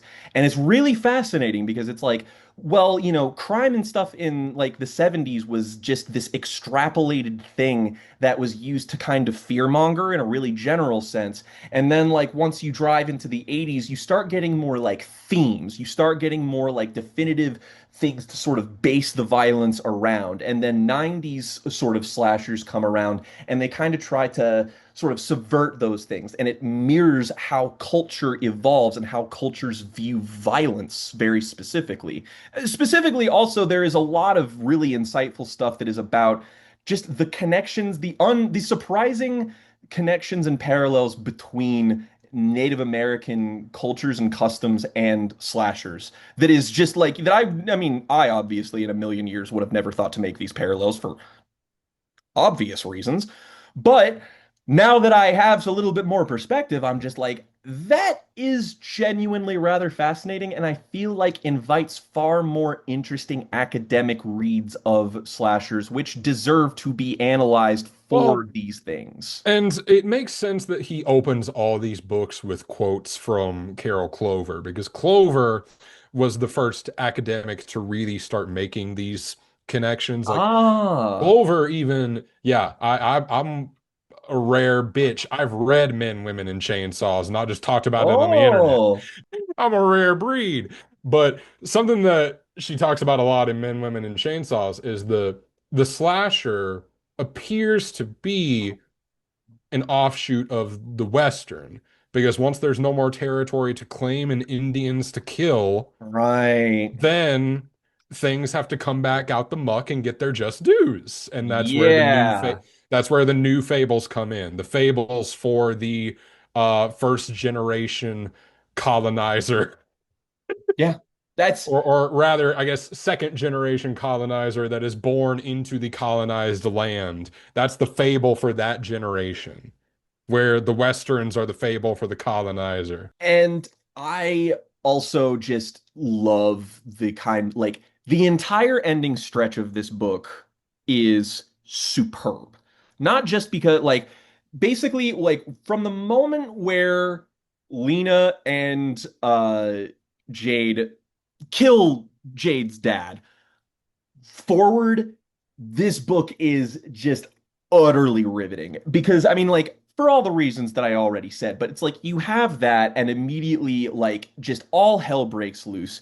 But the final stretch of this is so, I feel like, key to understanding the tenor of these books because basically Jade removes herself from the situation entirely, and because what's going on is that earlier when they escaped the pile of dead elk, she kind of flicked a cigarette butt over to like see if she could do the whole like movie thing where they flick the cigarette butt and it starts the fire, and it's like it didn't do that. But what cigarette butts actually do is set fire a really long time after you flick them. So there is a giant forest fire that is occurring as all of this is happening. Like, I mean, literally, there are people who have their guts spilling out in the lake. The Jade's teacher, who has been really supportive of her, dies in her arms, and his brain is literally leaking out of his head.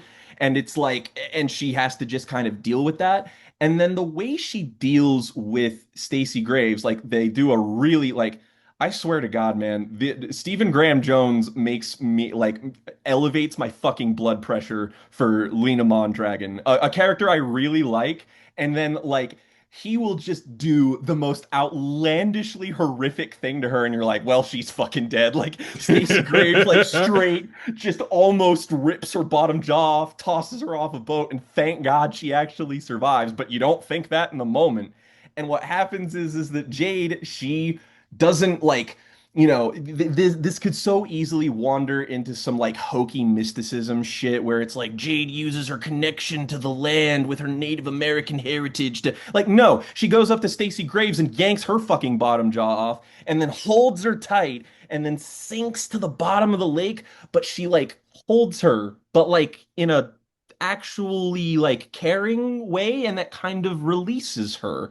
And then once she leaves the lake, she has to go stop the fire. And the way she stops the fire is by going to the town dam and just fucking setting it loose. But the way she has to do it, she has to break in there. And what I love about this is that the imagery here is that she's got these coveralls because she's a custodian, right? Is she's wearing a slasher uniform. She's using an axe to break in like Jack Torrance. She says that she's like Jack Torrance. She is embodying the slasher to become the hero of the story and save the entire town. She's covered in blood. She looks exactly like every 80s slasher you've ever seen, and she is the one who is saving everyone's life. And at the very end, too, there's just this little moment where it all goes through, and then she sees a bear running towards her. And she's like, "Oh shit, it's a bear." And she's like, "Oh, wait a minute. It's a cub. It's probably just gonna run past me. It's gonna be like whatever." And then the mama bear is there too.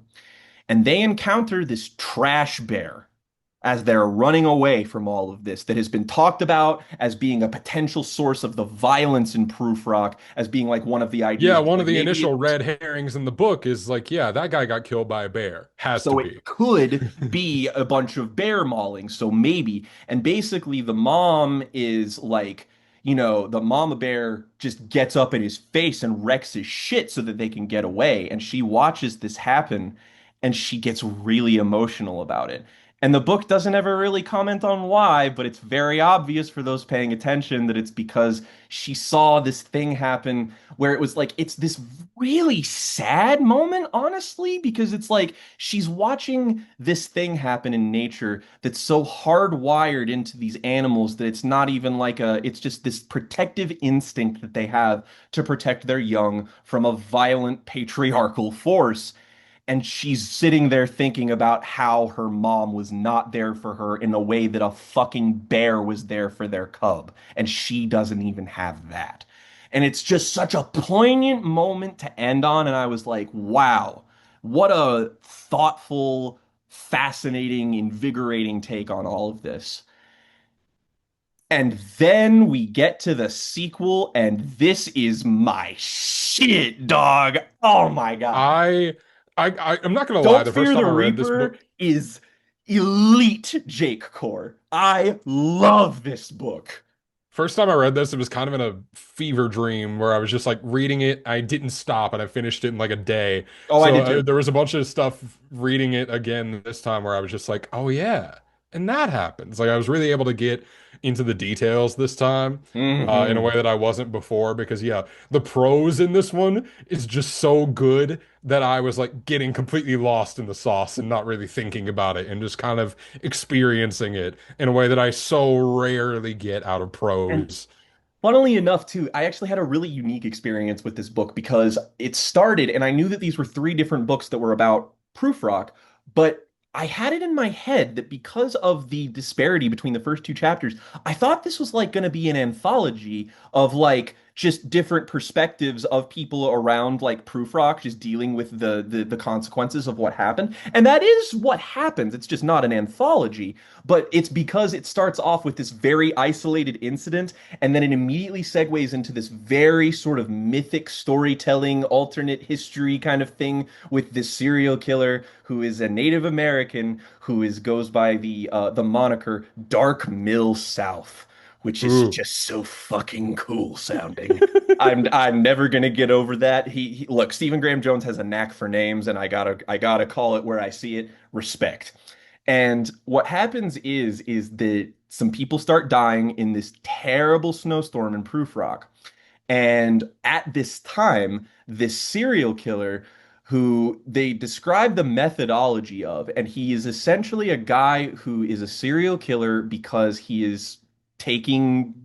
claims to be sort of doling out justice on behalf of, his people that were wiped Or off the planet. rather, that is an interpretation that Yes. is proposed Well, it's by, it's sort of stated that that's what he says, but it's made very clear that it's like, no, there's nothing righteous. He's an evil son of a bitch. Like he just wants to kill people. Like the way he kills people is that he gets an aluminum stool and a blowtorch and a noose, and he makes people he blowtorches the stool so that their feet burn off, and then they hang themselves from trying to struggle to stay on. And it's and like, that was just one. yeah, that was just a couple of them. And then the bunch of other ones he like ripped their skin off, like just the worst, just scary. And he's got a fucking hook hand for God's sakes. It's like it's borderline parody. He's so scary.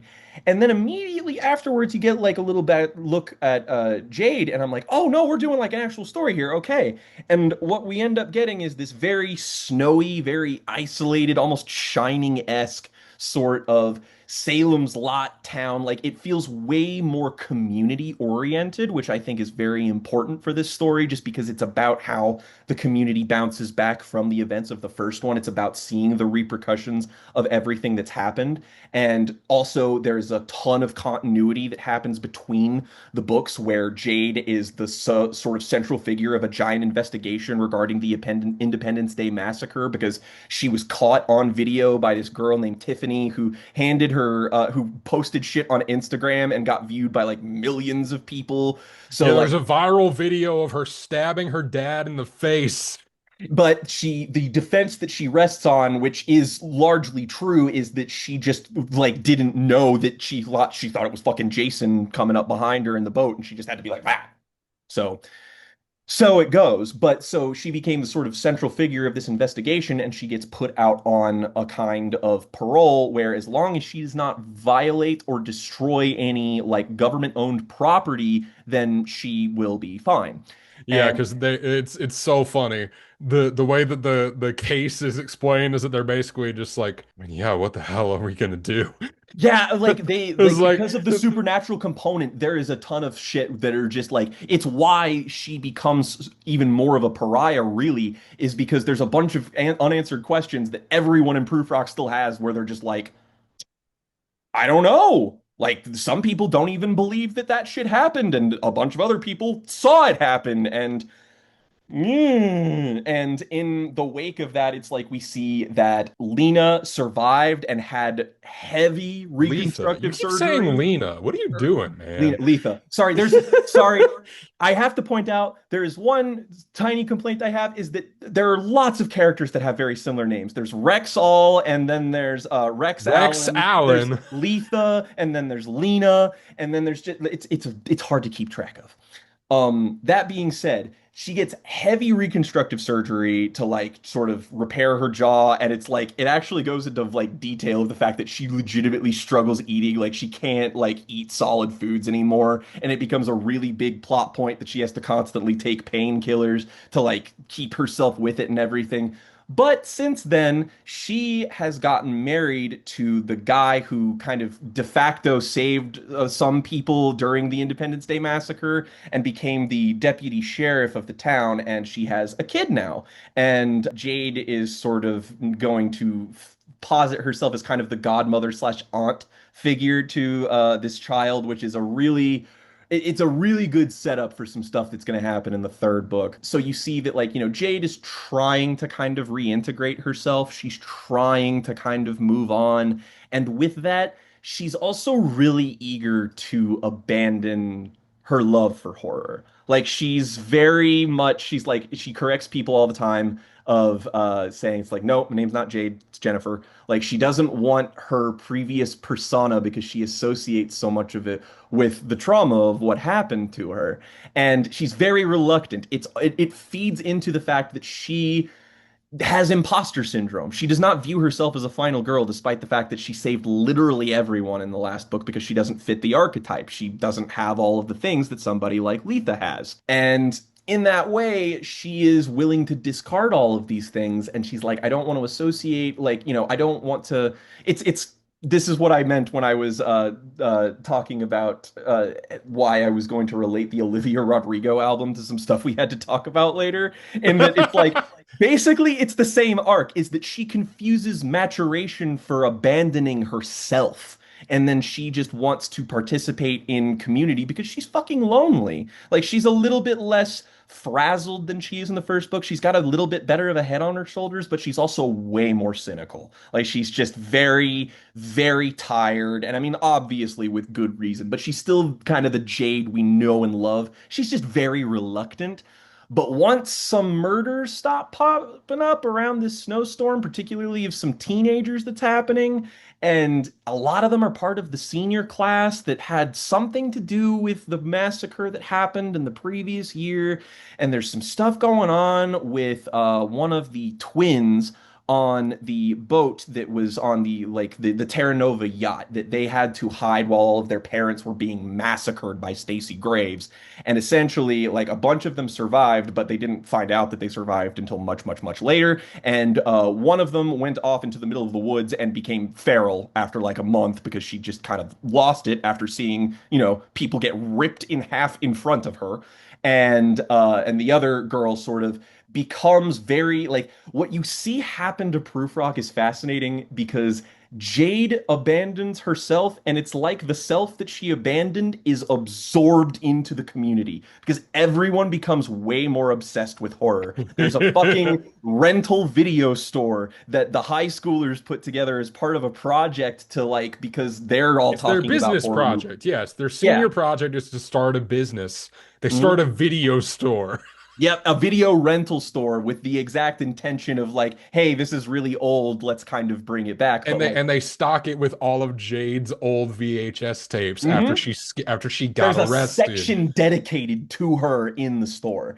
And as a result, because in the last book, Jade tried to educate Letha on like all of these different slashers, and only finds out at the end that she actually watched all of them. And so, as all of this legal shit is happening, Letha is back and she is becoming way more like Jade. She's watching all these movies, she's learning about the rules, and I love how Graham Jones puts it is that it's just like, yeah, I don't think he says it until the third book because it's in reference to a conversation with a therapist, but it has to do with the fact that post-traumatic stress disorder is your body acting the way that it should, responding to trauma to make sure that it doesn't happen again. And that's basically what horror is. It's the entirety of Prufrock discovering that there's a cheat sheet and that they want to use it to avoid this potentially ever happening again. But once Dark Mill South gets derailed on his way to be executed in the middle of a snowstorm, that he is heavily implied to have used some sort of ancestral like whistle to like make the avalanche come down and kill all of the people. But like there's as the sort of story goes on, it's revealed that what happened was a very realistic scenario and a bunch of cops just didn't do their jobs, and that's why he Yeah, was it was a able bunch to of escape. idiot cops who knew that they shouldn't have been running those snowcats where they were running them, and they caused an avalanche. And what happens? And then he breaks out and then he goes and starts killing people. But the problem is that the kids that keep dying, they seem to be associated with the Independence Day Massacre in some way or another, or related to people that were directly involved with it. And they seem to be like from a group of friends of some kind. And they're just like, how would Dark Mill South know all of this? How would he like, yeah, he And runs around why killing a would bunch he of teenagers. even, Yeah. yeah, like the Jade figures out very quickly that once you put all the kills together, the line of logic between them does not make sense for the type No. of person that Dark Mill South supposedly is. Yes. And so she ends up very quickly deducing she's just like, there's definitely two like killings that are happening here. And I love like Graham Jones is so good at red herrings that when he throws out an obvious one, you know it's for a reason. There is a history teacher that shows up in Prufrock after this who is now writing, who claims that he is writing a book on everything that is happening, and thus is like interviewing and asking all of these people all these questions. And the first time he shows up is that he shows up next to the sheriff and he literally has like something red on him that he must brush off in this initial encounter, and you're like, hmm, wonder what's going on there. And that is genuinely such a clever piece of foreshadowing that you don't realize until literally the final moments of the book. And like, there's a bunch of new characters that are kind of involved in it, and some other characters become a little bit more relevant. For example, Rexall, who is just the worst, like just the fucking worst, has The can local pervert the that nobody can local get rid of. He's a custodian. He has cameras all over town. He watches underage girls undress in locker rooms. He's fucking awful. And naturally, he was friends with Jade's Tab. dad, Yeah. Tab, and they were old drinking buddies, and they really got sad when Tupac died.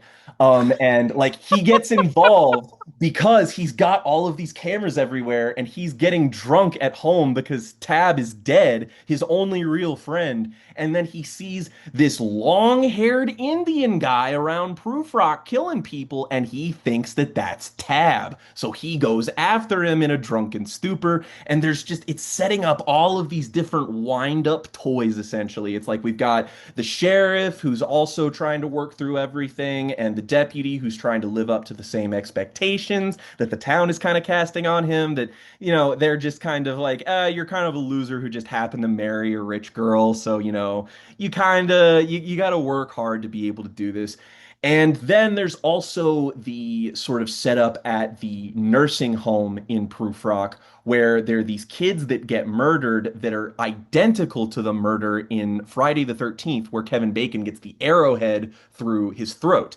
And so Jade not only discovers that there are two separate murderers that are happening here, but one of them is explicitly copying slasher movies, specifically ones that are really important to Jade. And she's like, somebody's trying to communicate with me. And then she encounters one of the twins, the less psychologically with it one, who I believe is Ginger. Ginger, yeah. Ginger, yeah, Ginger's it's the one Ginger. that she goes to talk to in the Yes. psychiatric ward. And she has also Or absorbed rather, in the nursing home because they don't have a psychiatric no. ward. So, because it's such a small town, I mean, what else are they gonna fucking do? And so she's not really with it, but she's also been clearly studying up on like horror icons. She like wears a little Hannibal Lecter mask while talking to Jade, and Jade's just like, okay. And basically as she keeps like as they keep going along, it's like Dark Mill South is definitely here and he's definitely killing people. We just don't really know like if it's a splurge that he's just indulging himself in or if this is targeted. But who is this other person? Is it this mysterious history teacher who's showing up and seems really fucking enthusiastic about all of this horror shit too? Is it actually Stacey Graves again coming back, or is it linked to Stacey Graves somehow? Is it to do with the church that had her murdered, which got her into the bottom of the lake in general, having to do with a priest named Ezekiel. Like tons of lore. You find out so much of everything, and there's so many cogs turning. People are constantly traveling different places. People are getting unexpectedly murdered and gored. There's this fucking just the nastiest fucking set of murders that happen in this high school gymnasium where these three Oh. kids are just playing horse and oh man, what happens to that one girl with her eye? Just, I don't need to see that in live action or animation. I'm good. The words were enough. But basically, like this just keeps unfolding and it's like it's riveting. I love the atmosphere of snowy horror. So it already like kind of locked me into all of that, but the storytelling is so tight and so mechanical and you also see just a broader portrait of this place. You get to see a little bit of Jade's mom who's locked up at the fucking Dollar General because somebody has to go and man the store because of a contract that they had to stay open during snowstorms. And so she's just there and constantly doing nothing. It's like a metaphor or something.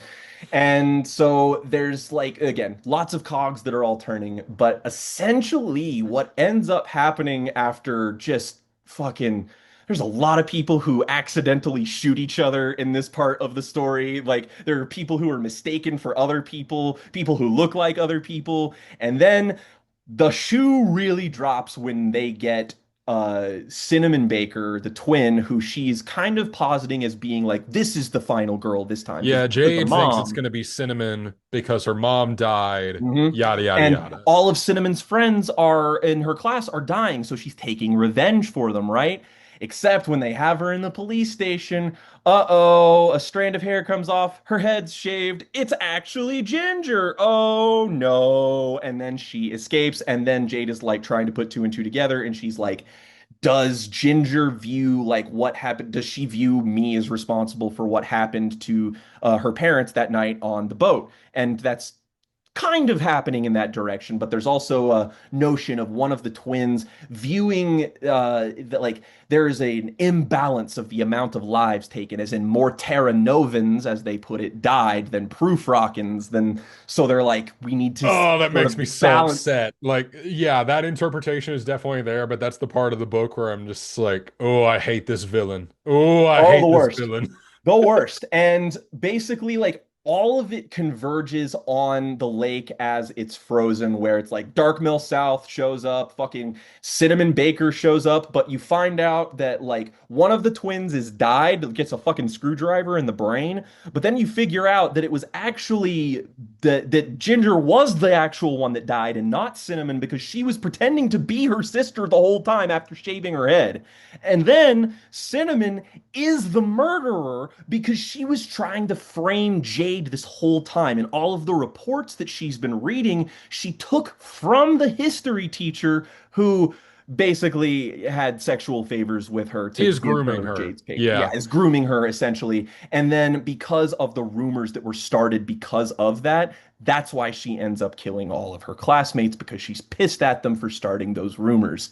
And then so the fucking the final showdown of all of this is nuts. Like there's an entire thing with a snowplow trying to cut Darkmill South in half. There's fucking like Cinnamon shows up and she tries to kill Darkmill South, and like they get like, and then the teacher shows up on a snowmobile and starts jousting with a fucking scythe, and then the sheriff drives the snowplow into Darkmill South, but Darkmill South still lives.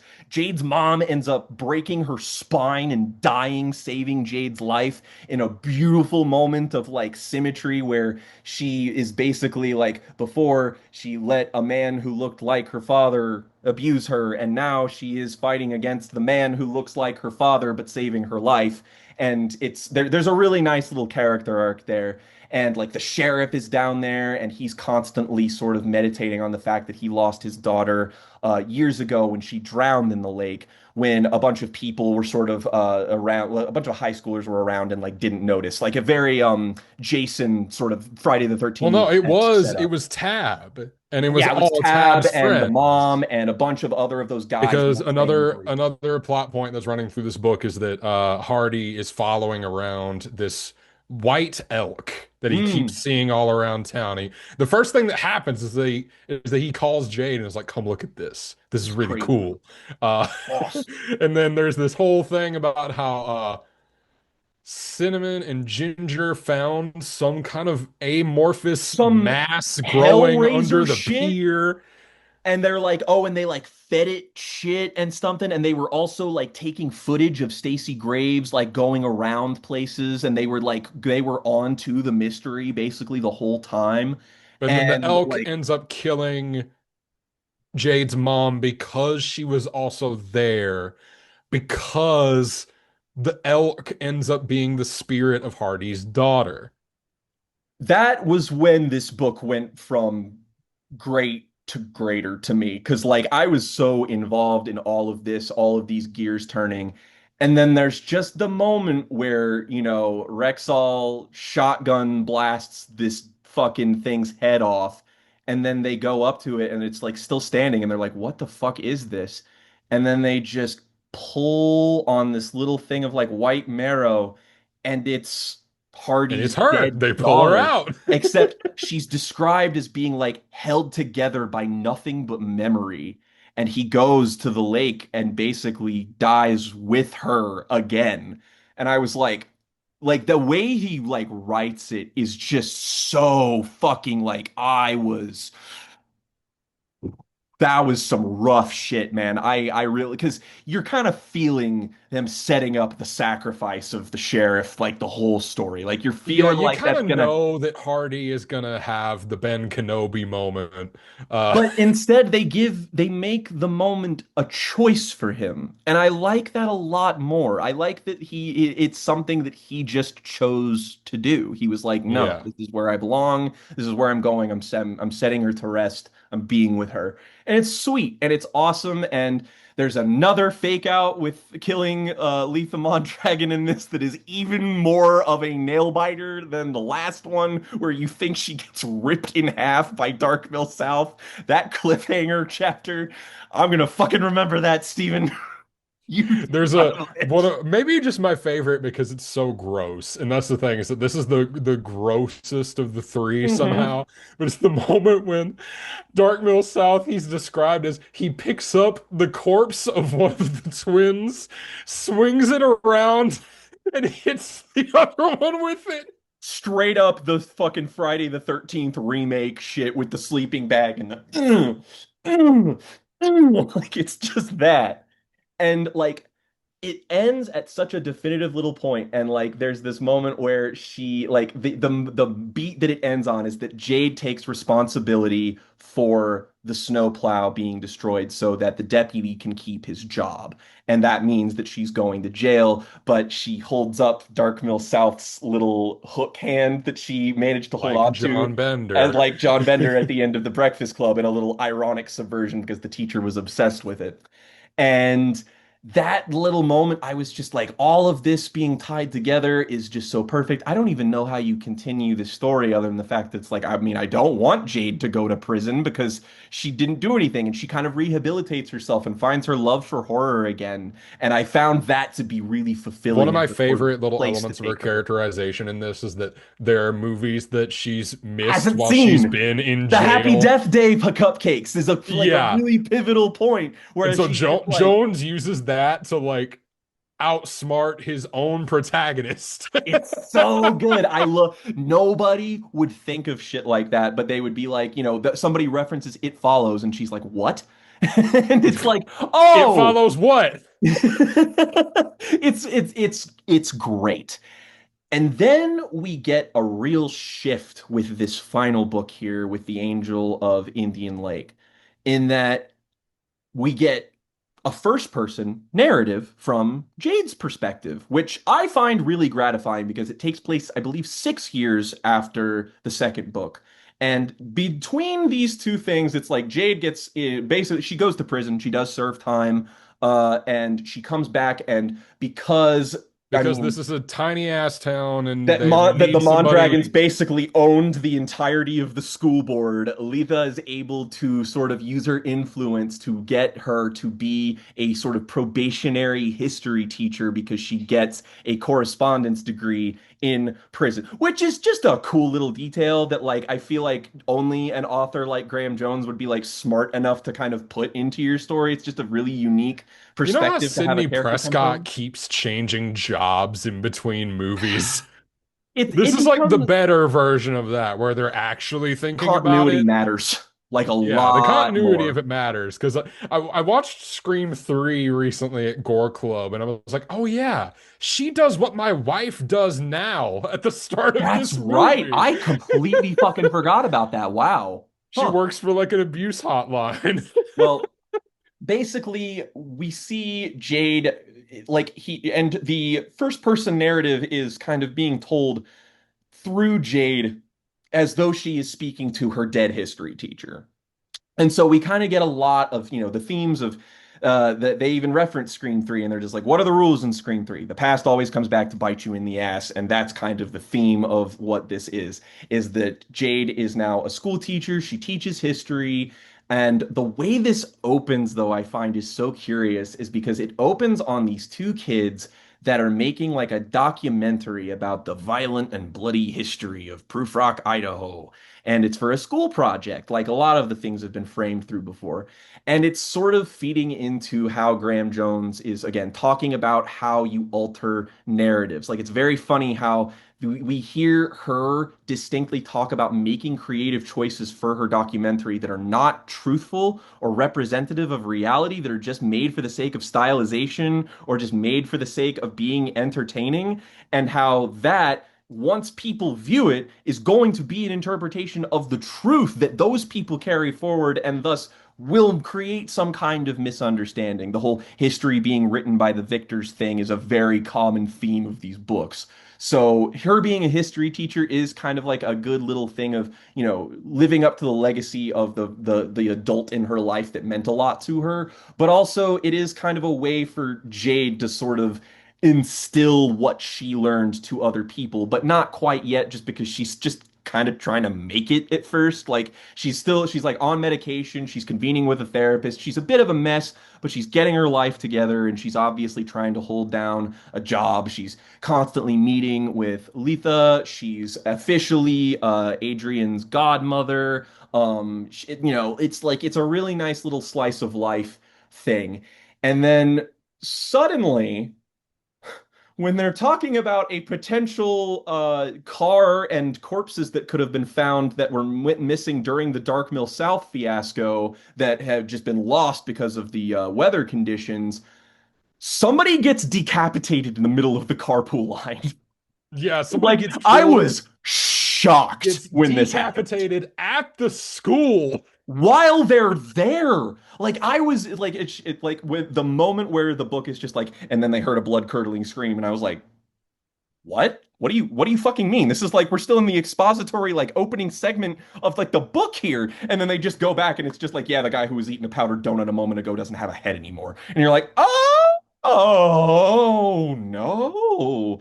And there's like another kid that Jade has who's kind of like a little John Bender-esque misfit who is described to be the size and stature of Rob Zombie's Michael Myers, which I Yeah, found really fucking funny.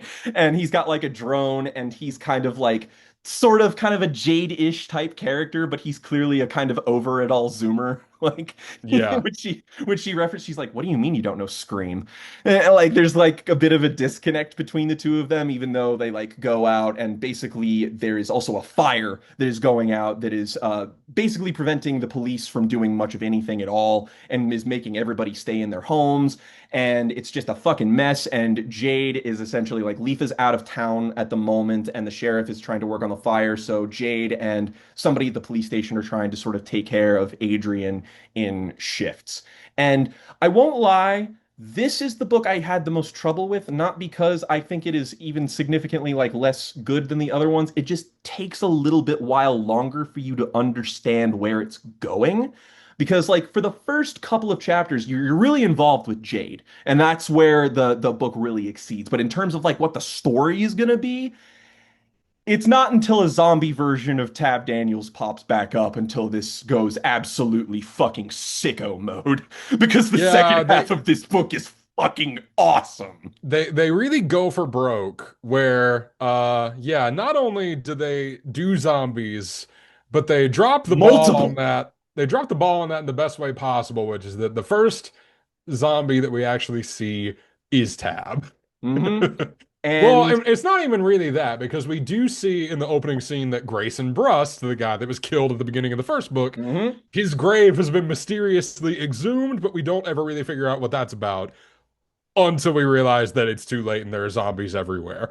Oops. And that I love that these books are not afraid to go there and simultaneously treat it with the seriousness of like, no, man, like, yeah, zombies are goofy, but like, this is fucking scary. Like, when Tab Daniels shows up and starts massacring the people with all the chainsaws that are trying to cut down the trees so that Terra Nova doesn't catch on fire, which lovely bit of social commentary there of them being paid $3,000 a tree to destroy their own home for the rich people so that they don't suffer any consequences. Good stuff.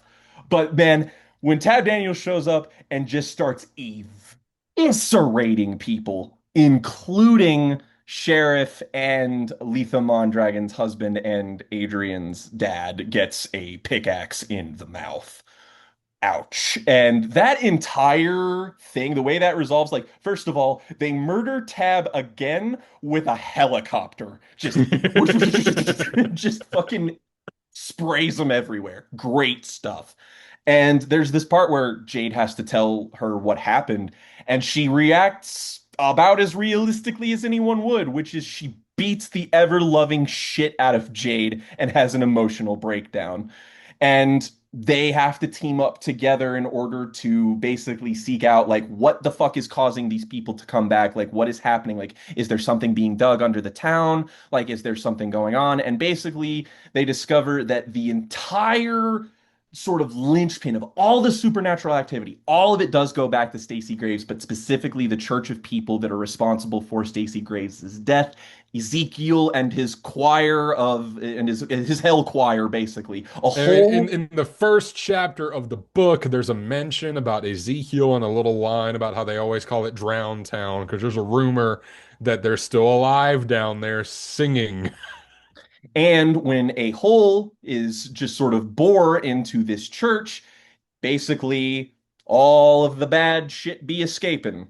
Yeah, so what happens is that there's a an effort to reconstruct Terra Nova. A piece of construction equipment falls into the lake, which breaks the roof of the church, which allows the song to reverberate through the water, which means that everybody that was killed during the Independence Day massacre comes back from the dead. And they it's honestly like a much smarter version of the whole Indian burial ground thing that they do with Poltergeist, honestly. It's like that, but like a little bit less like, hokey and weird. And Well, it's what that, but that I they actually set precedent for it, yes, right? they do, they You lay that say groundwork Indian very early burial on. ground, and there's like no context for what that's supposed to mean. It's just racist. But Yes, this, exactly. It's just like, I don't know, fucking the real evil's Ronald Reagan, fucking whatever, I guess. And so what I love is I actually went and read something about this, is that at like the end of this, Jade inherits Stacy Graves's curse that Ezekiel and them sort of bestowed onto her. And the curse is that she can't go into the lake, which means she can walk on the water. And the reason that this is in this book specifically is because that was cut from My Heart is a Chainsaw. And Stephen Graham Jones, after doing the Don't Fear the Reaper, really wanted to be able to bring that back just to show Jade's evolution as a character. And I love that. I love that. And even Letha has to ultimately take responsibility to sort of for there's a misunderstanding, and she ends up killing Rexel. Yes, and well, because Rexel straight up kidnaps her child, Yeah. and so and it's like, yeah, when the pedophile has a hold of your the small child, somebody's gonna die. It's time. But and what you find out too is that throughout this book, there are these interspersed little like reports that are coming from like this Baker logistics firm. And you discover that Cinnamon Baker is still trying to frame Jade for all of this bullshit and all of these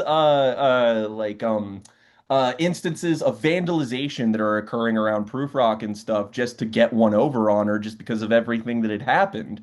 And I mean, she's using like every single bit of her resources to just fucking demolish her entire life. And meanwhile, Jade, on the other hand, is like, this is my favorite like version of her, is that she's kind of like she's a bit of a mess, but at the same time, she's got most of her shit together, and she's like, I love the second book the most, but this is the version I like the most because it feels like the most real a horror fan has felt to me in fiction. Like you just believe that this is a real person so steadfastly. And I love her developing relationship with Letha as kind of her best friend and how like they end up very much idolizing each other in very different ways that very much like surprise the other one. And there's also definitely a little bit of stuff on Jade's side of just being like, yeah, I definitely have a crush on her, but nothing's gonna come of that, so I'm not Yeah, gonna say fucking they worry dash about it. that tension in the first book very quickly And because they it's like, like they yeah, bring it back a obviously I little have bit because Leaf is like really unobservant in this regard because like there's this conversation they have where she's just like, yeah, I went to an all women's prison. Use your imagination. And she's just like, should I be offended that you never hit on me?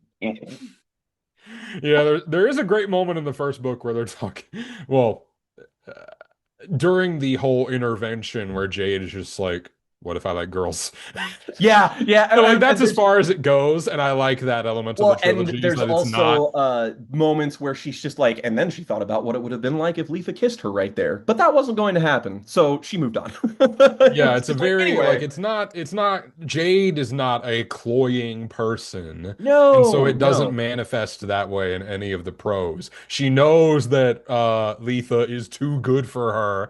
And Yeah, so she she's like, moves you're the on with her final life. girl. And but like I love how they maintain a bit of equilibrium because it's like by the time this all ends, Letha has been through so much that she is like damaged in the same way that Jade is kind of damaged, and they find a kinship with each other because of that. It's like the holier than thou girl kind of becomes humbled and the outsider gets elevated to points where they ultimately get to share a common ground. And it's a very sweet relationship. It's a very sweet thing to actually watch develop. And, you know, like I would read another book about these two that takes place 10 years in the future of her just like being a godmother to Adrian and stuff. Like I love that kind of shit. Like this was all just like it was everything I love about horror, but it was also something that like I don't love slashers, honestly. Like slashers to me have always been a little bit more like, you know, lowercase instead of capital letter in terms of what I enjoy from my horror. You know, like I love things like Black Christmas, for example, but like in terms of how that stands out amongst other slashers, it's pretty high ahead of most of what I consider to be very enjoyable through the genre. But like this, on the other hand, it was like it made me reevaluate why I liked those things and what I liked about them, and also made me be like, you know, I feel like people have not taken advantage of the potential of this genre because it's not like Stephen Graham Jones is presenting this as an elevated version of the slasher. It's like, no, these are slashers. It's just that they're very smartly written and have very interesting characters in ways that people are not brave enough to attempt very often because, you know, it's seen as lesser fodder. You know, slashers are not thought of as being high art or anything. But like one thing that I love is things that people think are lame. I have a deep appreciation for fiction that is kind of, you know, thought of as lesser but contains many merits. And honestly, there's no better proof of that than the Indian Lake trilogy. Like Specifically with the fucking second book, like that's a new favorite of mine. That was so like I kind of want to read it again because the atmosphere, like I want to read it when it's snowing outside because it's just Ooh. such a like cozy little read too, even though it made me want to throw up like three times. Well, and what I think that Jones really does get at something about the slasher in particular, which is that we know how to have all these big cultural conversations about pretty much all other like types of horror just because they're so Hmm. much older. Like there's all this writing about the gothic and there's all this writing about gender in horror stories and there's Hmm. all this writing about like how the horror and adventure and all these other like genre works echo similar like tendencies and societal narratives, but slashers really haven't gotten their just due apart from like,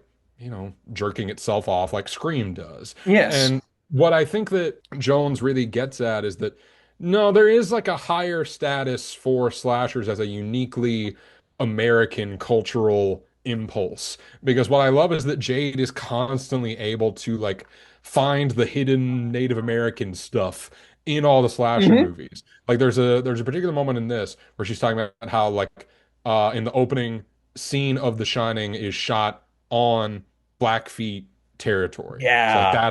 that's her. That's her people. And I that's Stephen Graham Jones's people by extension. There's a detail in the third book that I really loved about how the law firm that is investigating Jade for Cinnamon, they try and sort of analyze her through a lens to make their case. And one of their cases is, well, frankly, really fucking racist by trying to use her outsider status as justification for why she was alienated from everyone and like all of this, and viewing it in a way that, was obviously very, capital W white, but the way that they frame it, they talk about doing like a little bit of history and talking about how the bloodline that Jade belongs to is that she is of a like the Indians that she is descended from are not the ones that are in Prufrock. They were like warring. Like they weren't even like Jade is an outsider amongst outsiders in a place where they are already outsiders.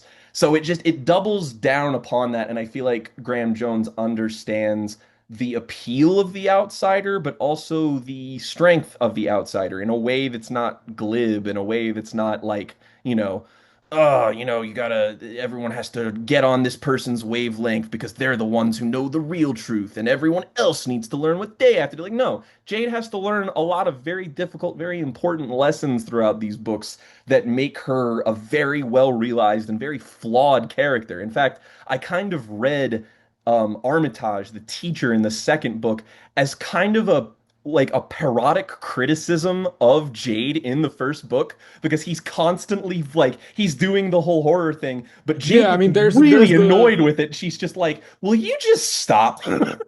well, it's not even that, but it's the whiteness and the out of Hmm. touch. It's the white and out of touch of Yeah. Armitage that really grates on Jade's nerves, obviously. But I mean, what I Yeah, she's like, "You something fucking tourist." yeah, you're a tourist. And everybody can see that about Armitage. That's the whole conflict between him and Sheriff Hardy throughout that book Hmm. as well. But something that I really love about these books is that, okay, I said this when I pitched this to you, but one of my favorite slasher movies is The Burning. It might Yeah. even be like actually my favorite. And that's a movie that very explicitly frames itself as a story because that movie starts and ends with these campfire sequences where people are telling stories about the thing that happened to other characters. And this book, or My Heart is a Chainsaw, even starts that way because she Hmm. spends all the time talking about the opening of The Burning and talking about how slasher movies are stories about revenge. Hmm. And so, what better way to subvert a slasher trilogy about, a Native American protagonist than to not just like have a final girl that doesn't look like all the ones that have come before, but to have her be not just getting away, but actively righting the wrongs of history by reuniting Stacey Graves and her mom and Hmm. Melanie and Sheriff Hardy and all this other stuff. She's able to put all of it right, not because she has some innate understanding a lot of times it is just coincidence, but it's because she's willing to embrace a little bit of the mysticism that is around her and embrace a little bit of sympathy for the inhuman. Because a Hmm. lot of slasher movies and slasher villains are dehumanized, exaggerated Other. versions of things like mental illness, physical disability, things that are ugly, like things that we don't Hmm. like to talk about. But Jade is able to look at all of that and just go, yeah, like that is bad and it sucks, but we can't escape it. We have to like just look at it. Yeah.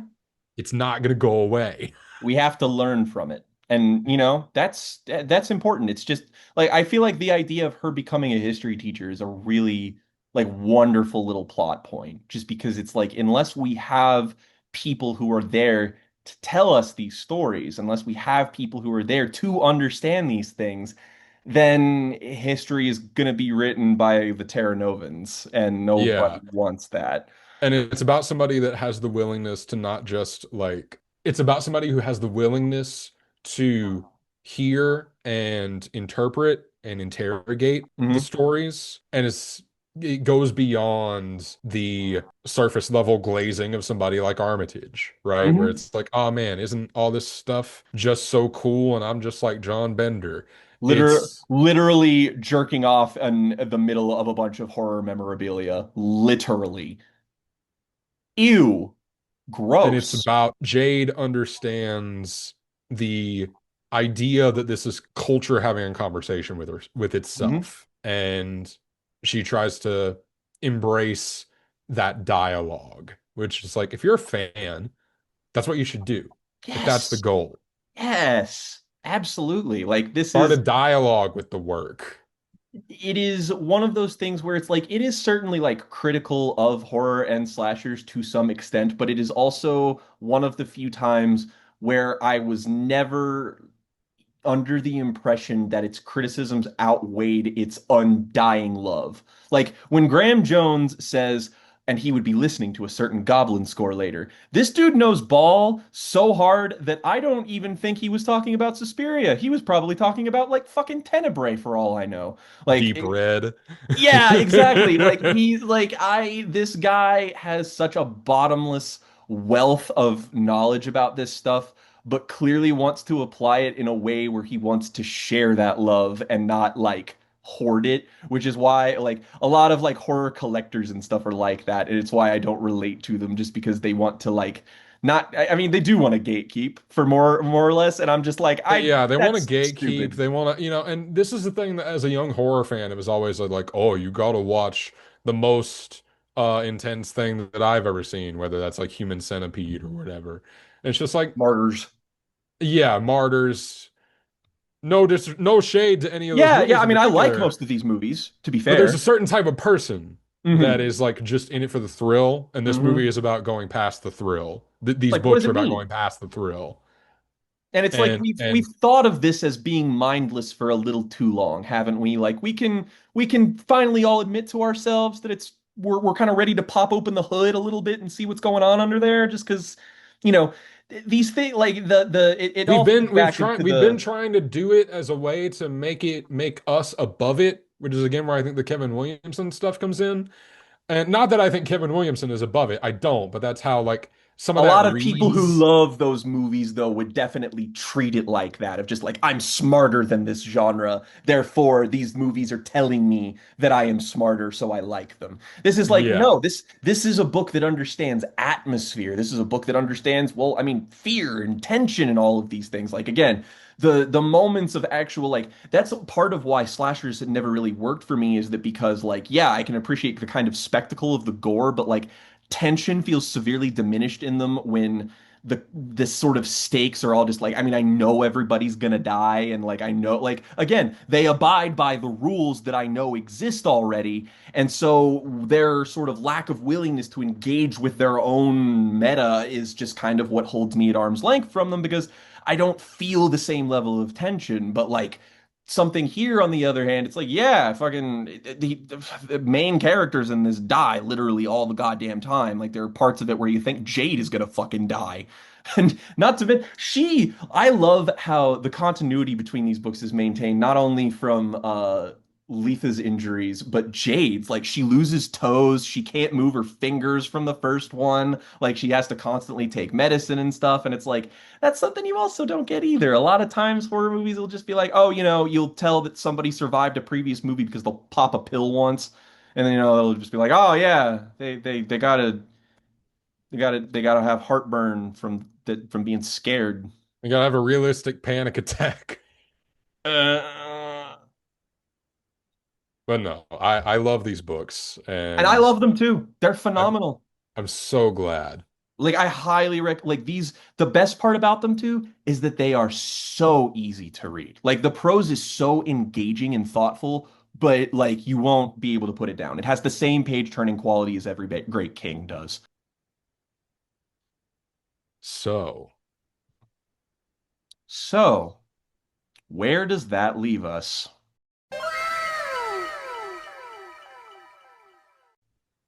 it's the beginning of a new arc. Which means dealer's choice. Where are we starting? Ooh, that's true. It is my choice. Oh boy. Well, I do kind of a little bit feel bad about the Drake thing. So I think I'm going to start out on my good side and leave myself vulnerable to an immediate counterattack. Just Well, because, I'm nice. at least you know what game you're playing. All right. My pick. An interesting thing that's happened to me, particularly with this arc, is that as I've been like polishing my list, you got ahead of me on a couple of things. And I was like, dang it, I have to take that off the list because Jake just like watched it. Coincidentally. That almost happened here, but I think I can pull this off. We have talked a lot about the idea of like performativity and performance and the idea of embodying tropes and embodying ideals, cultural ideals in the making of art. And I want you to watch a film that depicts one of my favorite examples of this phenomena as a dramatic idea. And I almost didn't do this because you watched another movie from this director who, for a long time, you had gone forever without watching anything that this person had ever done. And then I saw my feed, you had just randomly watched one of their movies. I was like, dang it, I can't just do the bucket of this person's filmography. So I'm just going to give you my favorite one instead. You watched my second favorite John Cassavetes movie, The Killing of a Chinese Bookie. Ooh. Okay. You were going to watch my favorite John Cassavetes movie, All right. which is Opening Night. Night.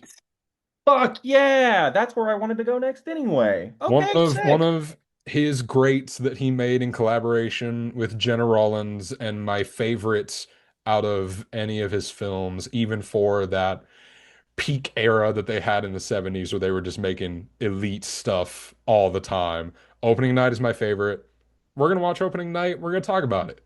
It's a quick, easy, Gen good recommendation of just, this is one of my favorite things from one of my favorite people.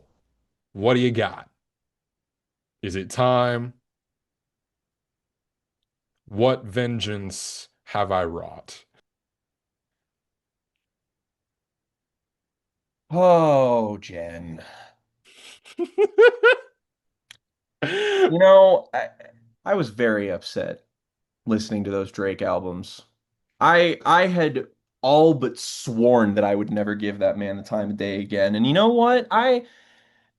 If slashers are the genre of revenge, then allow me to continue the spirit forward. And I will just say that this arc, this is going to be about revenge, Jen.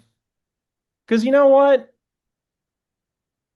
I don't believe, I don't believe you've been honest with me. We're going here And again. you. I tossed you so many softballs in that last arc. I threw out Oh, come so on! many. I Get threw out! out so many risks. And I knew you'd pull out the stops. I knew you'd want to take that victory, and I knew you wouldn't want to waste it on nothing. I knew you would make me suffer. And now it's even playing field. Anything I lobby back at you, it's all just part of the fun now. It's anybody's game. And you know what? This arc, this isn't going to be about me trying to win, because what's the point of winning if you don't have fun? And I'm going to have fun. I'm going to have so much fun. Not as much fun as you're going to have, though. Because you know what? If you're going to give me some fuck ass albums to listen to like this, if you're going to do that, then you know what? I got to do the same thing right back. So, you know, one concept that I'm fascinated by in the world of art is the idea of the Nepo baby. Oh my Because, God. We already did Max Landis, Jake. You can't oh, do this to well, and me again. that's why, you see, because Nepo babies are curious, especially when it comes to the world of art, because they almost always have an untapped, just wealth of resources. They have access to everything, man. And yet, because they don't have to work very hard, because they didn't necessarily earn everything that they got, there's room for, I guess, a liminal state of strange art. Maybe not even bad art, just strange art.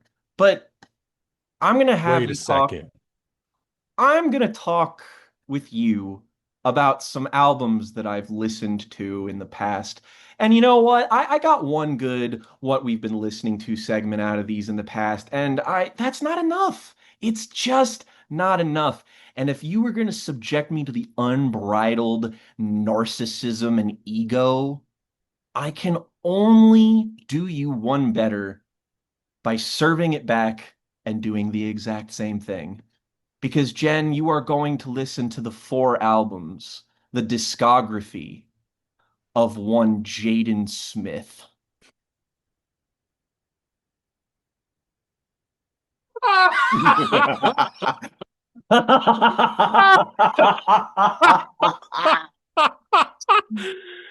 You are Oh going my to God. listen. You are going to listen to Sire. You That are is going to listen to Eris. You are listening to Cool Tapes Volume 3 and Cool Tapes Volume 3 Day Tripper Edition. Have fun, bitch. I can't wait to see what I think of these. You're right. This is gonna be fun. Holy crap. I'm immediately just like, oh, the potential for this is so good. Just having some good old fun. So, next time on Jen and Jake's Bizarre Affray, will Jaden Smith be an adequate opening act for opening night? On the opening of the next new arc. Find out. That was good.